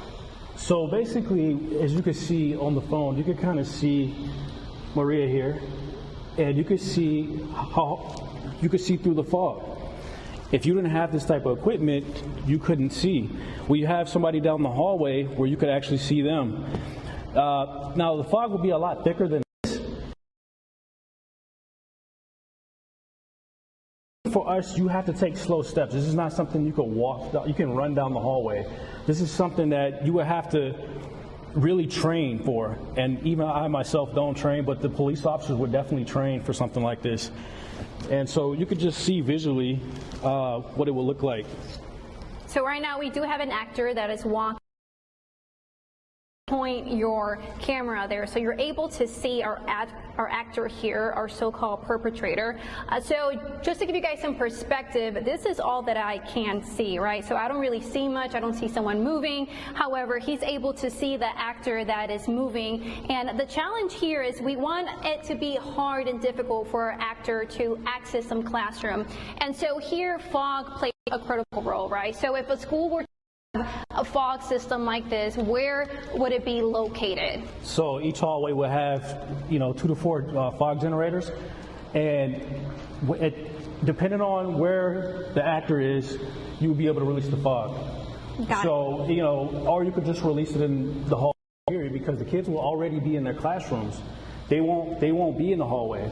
So that's the benefit of this system. So the goal here is to have the fog already up and running even before the perpetrator enters. Exactly. So the perpetrator, if he even gets in the door, then this is what he'll be coming in. And even for myself, I couldn't just run down the hallway because thermal imaging is detecting heat. And so we were able to detect him down the hallway. But as far as everything else, like the walls, you would have to train like that. And that's what the police officers and SWAT officers, that's what they do.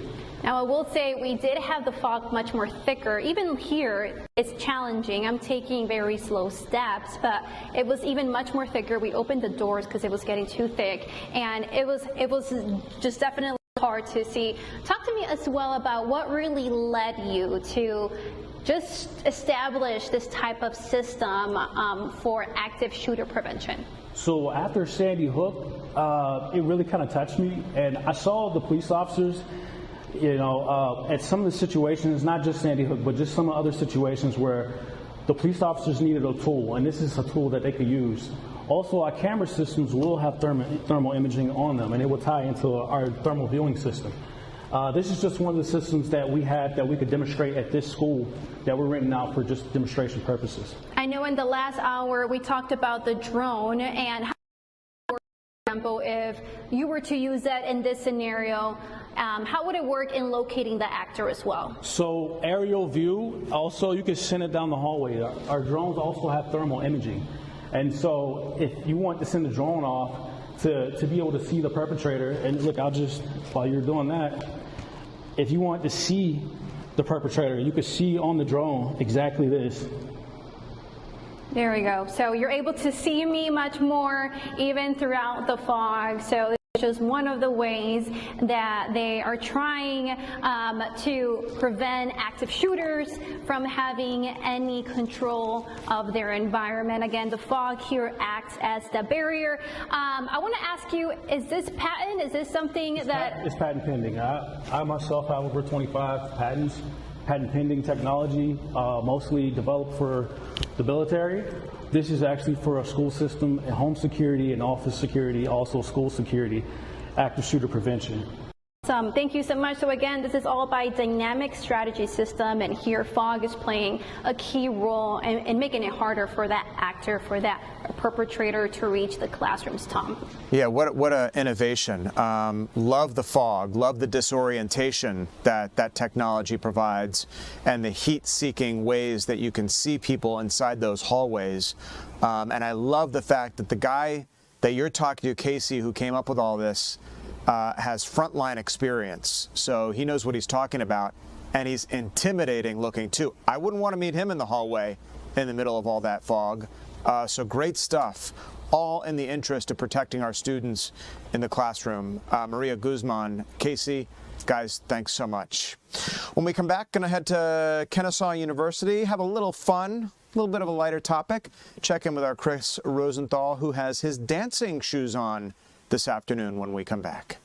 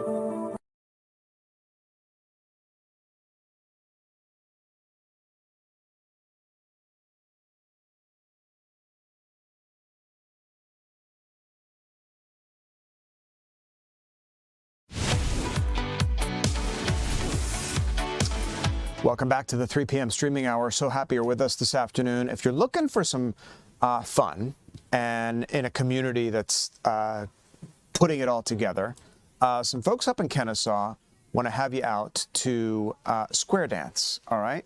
Something that I never learned but always kind of wanted to, secretly, between you and me. Let's get out to our Chris Rosenthal, who's with some square dancers this afternoon to break it all down. Chris?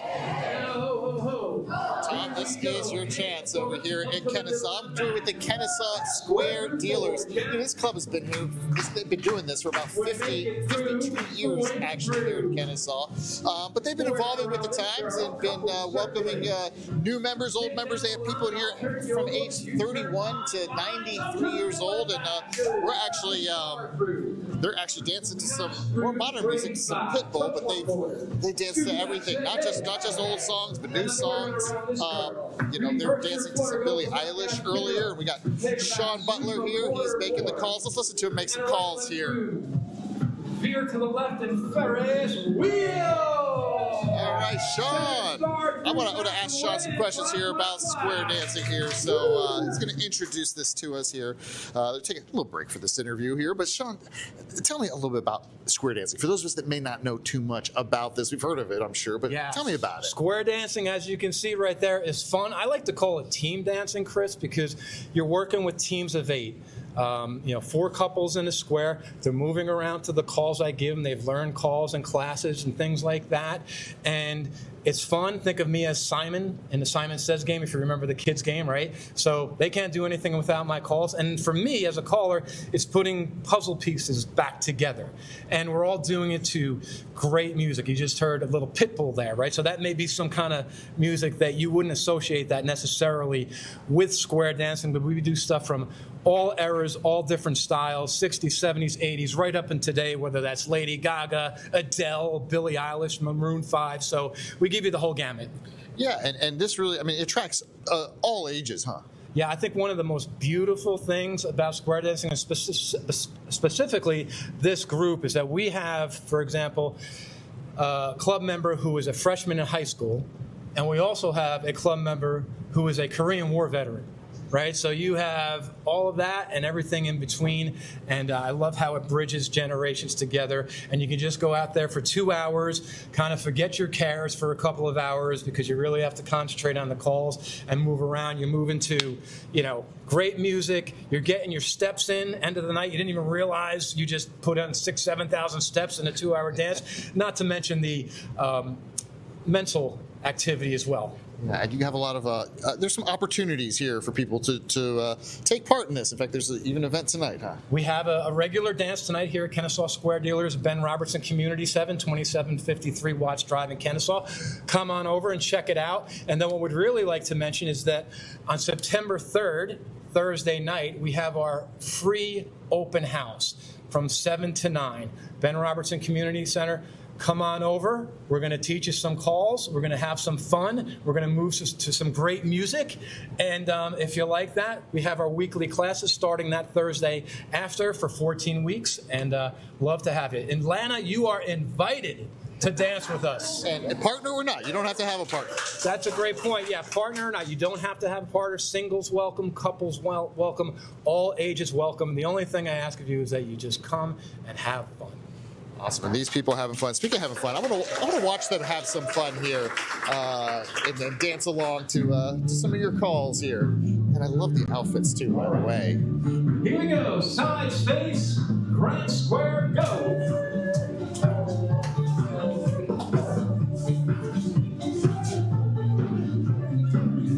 Looking good, gang. Looking good. Head square through, go forward. I tell you what's amazing. It really is like watching them put together a puzzle pieces here, making sure everybody kind of is in the right space, the right spot on the dance floor. It's really something to watch here for sure. I love it. I'm chair dancing while I watch all this, okay? Because straight by, star through, pass through. I'm a disaster when it comes to dancing. So the fact that this guy gives you the instructions on exactly what to do, I think I can follow instructions. And it looks like a really fun group out there too, Chris. Oh yeah, they're lively, they're fun, they got their outfits, and yeah, those instructions. You really have to learn those all those calls, all the little bits to learn. And, so it's good for your head and good for your body. I'm down. Way to kick it off on a Friday afternoon. Chris Rosenthal out with the Square Dancers in Kennesaw. Chris, thanks. And thank you for joining us for the 3 p.m. streaming hour here on Fox Local. I'm Tom Haines. I hope you have a great weekend. We'll see you back here on Monday. The news continues all weekend long here on Fox Local and right now on Fox 5 News at 4. We'll see you later.